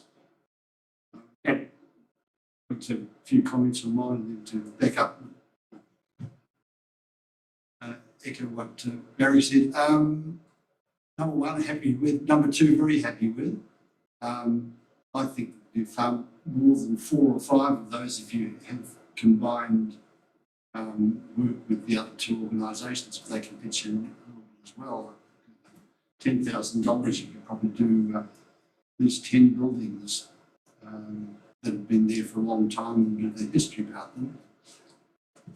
And there's no money at this point allocated to it in the suggestion. Number 3, happy enough with that. Number 4, I just wonder about number 4 is this like us providing regular money for the lift card, which we don't do through special projects. No, they do it. So when I first joined here, they had a big, it was a $10,000 application that we funded, but it took them 3 years to fund it. So it was for capital projects rather than operational costs. So it was restoration work and bits and pieces. So I guess what you were suggesting, just give them some money and let them do some more capital work. Yeah. Okay. What about the other ones? Happy with the other ones? Oh. So the Queen Victoria Path is one we've talked around. So that makes sense. Yes, I'm just not sure how the high street planting boxes and supermarkets. I think it's a great one to be probably at the top of the list, but who would do it and how much would it cost? How much effect would you get for $10,000? To be fair, it could go in with number 2, beautification of High Street. So with information boards and tidying up and it's probably more than 10K. One thing I had in mind, in Richmond, along Green Street, I've got these historic photographs on the stand. Yes. Yeah. What's had I in mind with on the bins or something different as far as well. And that was Barry's idea, wasn't it, that we upgrade the rubbish bins? Yeah. And certainly there is a demand to get some litter removed. So if we could verify it by having not just a standard bin, but actually something that was a bit artistic, that would certainly brighten up. So we could play the difference between the artistic or the printing part. They could construction put the bins in. Of the way you remote. So generous. And then the playground, we just put fencing of a playground. Of our playground, yeah. In our for children and. Content fencing of a playground area. We want to be specific. It's not going to keep primary school kids out of it. It's just, they just said similar to criteria, which is essentially. Which are It's just pull. And it's got a child-proof lock-on fence, the gate. Got a. Oh, so it's great. Yeah. Yeah, but it's a big one. Free price. Next you'll be asking for the coffee card to go with it. It's the opposite to all the concept, isn't it? I know, It's free play. it's not. It's not serving. Well, you piss me down. Serving the mum that are asking for it. Playground equipment. High Street. Could be something else in past High Street photo boxes. I know what you're saying, replace them. Beautification High Street. Yeah. Coming to a solution, then you might be. Could be beautification of High Street, including installation of historic plants. Put it together. Really? Then we got these projects, but they want to be a little bit bigger. Any others?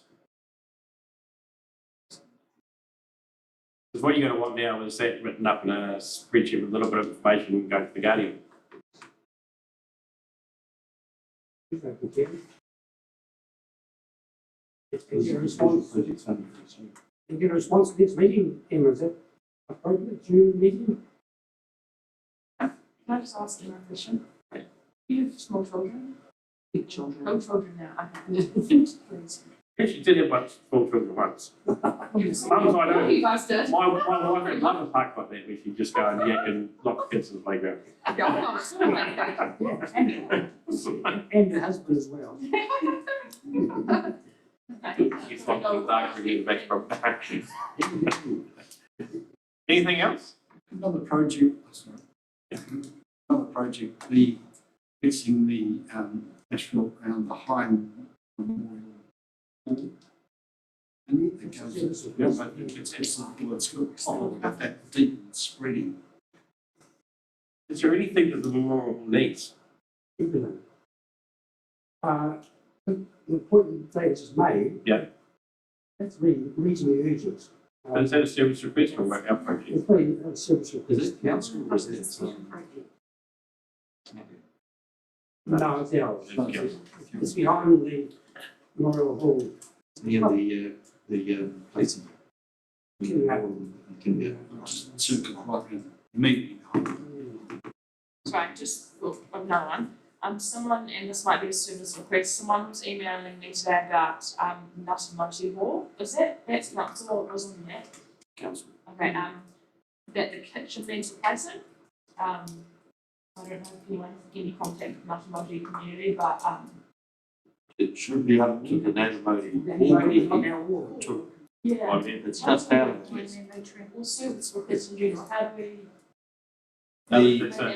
The whole committee, Basically the service now to them. Who's the new frontie? Okay. So, okay, they have a budget and council has a council community facilities rate that people can apply, that municipal community can apply for each year. What is it called? Oh, Community facilities rate, community facilities fund, as part of grants rates. I the, think the council will might hear that, do you? Jody, come on, that's very true. being on the Lowridge Hall Committee, we get an application for it every year from council Yeah. to apply for anything on special projects on your hall. Yeah. And we have applied for funding from the Lowridge Hall, so Sure, we've got the, it's up to the Hall Committee to apply for that funding. Christine. Okay, oh, yeah, okay, so, yeah. Actually, no, Christine Chris is not on the committee. Oh, okay. And Tuli's on the committee. Okay, yes, Thank you, Christine, to do it, so it's not a conflict, she doesn't. okay, that's good. The lady that does the halls, no, front is gone. no, well, place that. Jane, It's a Jane. Didn't we say that before? Did you? Oh, No, we sorry, didn't. didn't hear that. All right, so we happy with that? Get to Richard's age, you forget. Yeah, that's all right. Right, so So chief, going board back consent. to what, I'm sorry to interrupt, going back to what, Board Member Armstrong said about there will be a service request going about the Sure, the properties. service request is in. But is there something in the Memorial Hall means?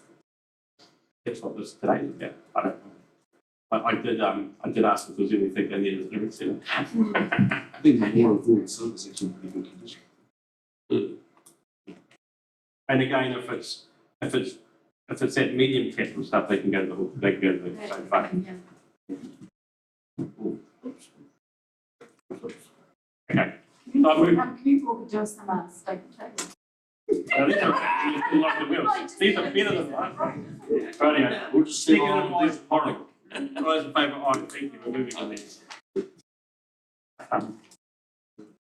Yeah, not going to be in there long. Financial summary, I'm sure Carol Ogilvy loves doing that. Seconded by Armstrong, any questions? All those in favour, aye. So, action lost.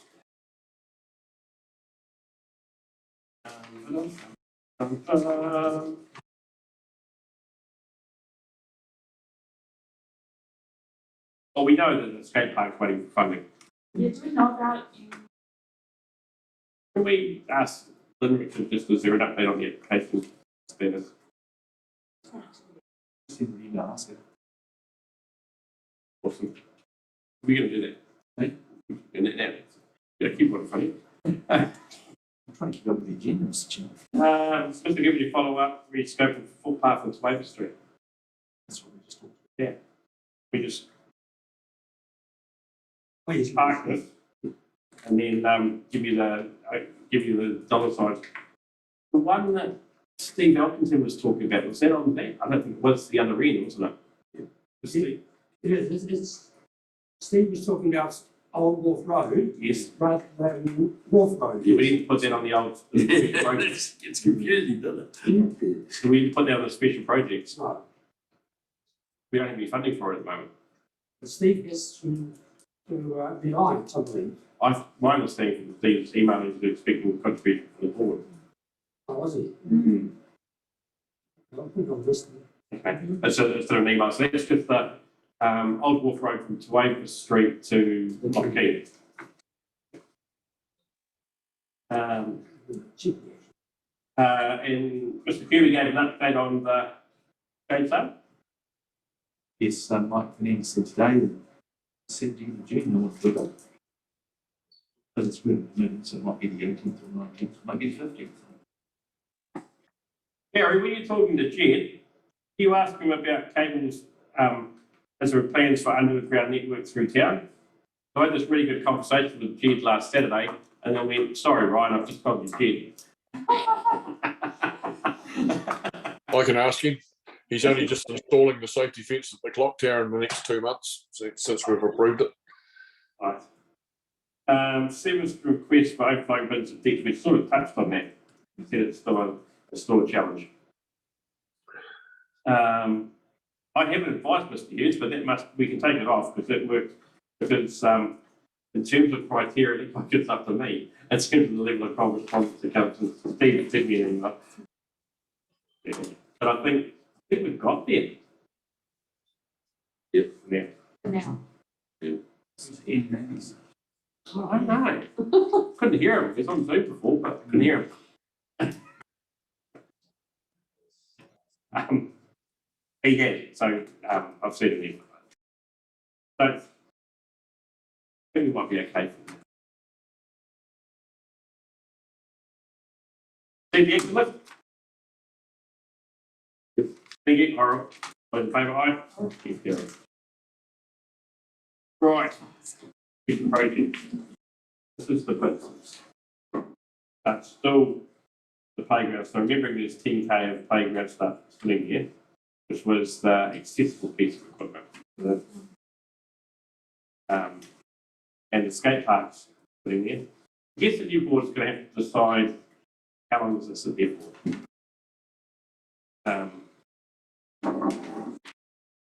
Picnic area at the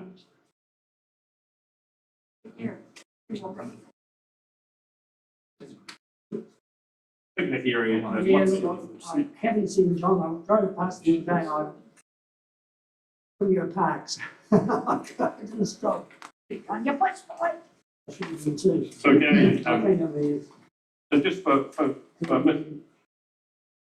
Mr. Kubi's team's information is that I got the first one wrong, so it was the TK was broken. 30K is sitting there for the accessible playground equipment, which could fit in accessible playground equipment, toddlers, and eventually. An estuary loop's done. it's playing 6,500. That's for the other. I'm just going to tell you I've got 1% of battery left on this thing, so I'm not going to bother trying to plug it into the last of the meeting. So when I disappear, I'm disappearing. You just used 0.5 of that 1%, we're talking. Okay, correspondence as attached. I feel I've forgotten something. I have forgotten something. Oh, that's all good. Sorry, what was my question? I was responding to the gentleman about freedom maybe not suitable camping. Cricket area. Pavilion. You mean the Hayden? Yeah. If this was only received today, it'll be next month's. Yeah, I think I might be catching up this meeting. I just need a few emails. I think I was happy to catch up with. I need to wind back to the chair's report a little bit. That's okay, eh? And that was Deputy Chair Armstrong joined me and Councillor Ogilvie presented to, I think, your panel. The panel for the Motueka catchment. I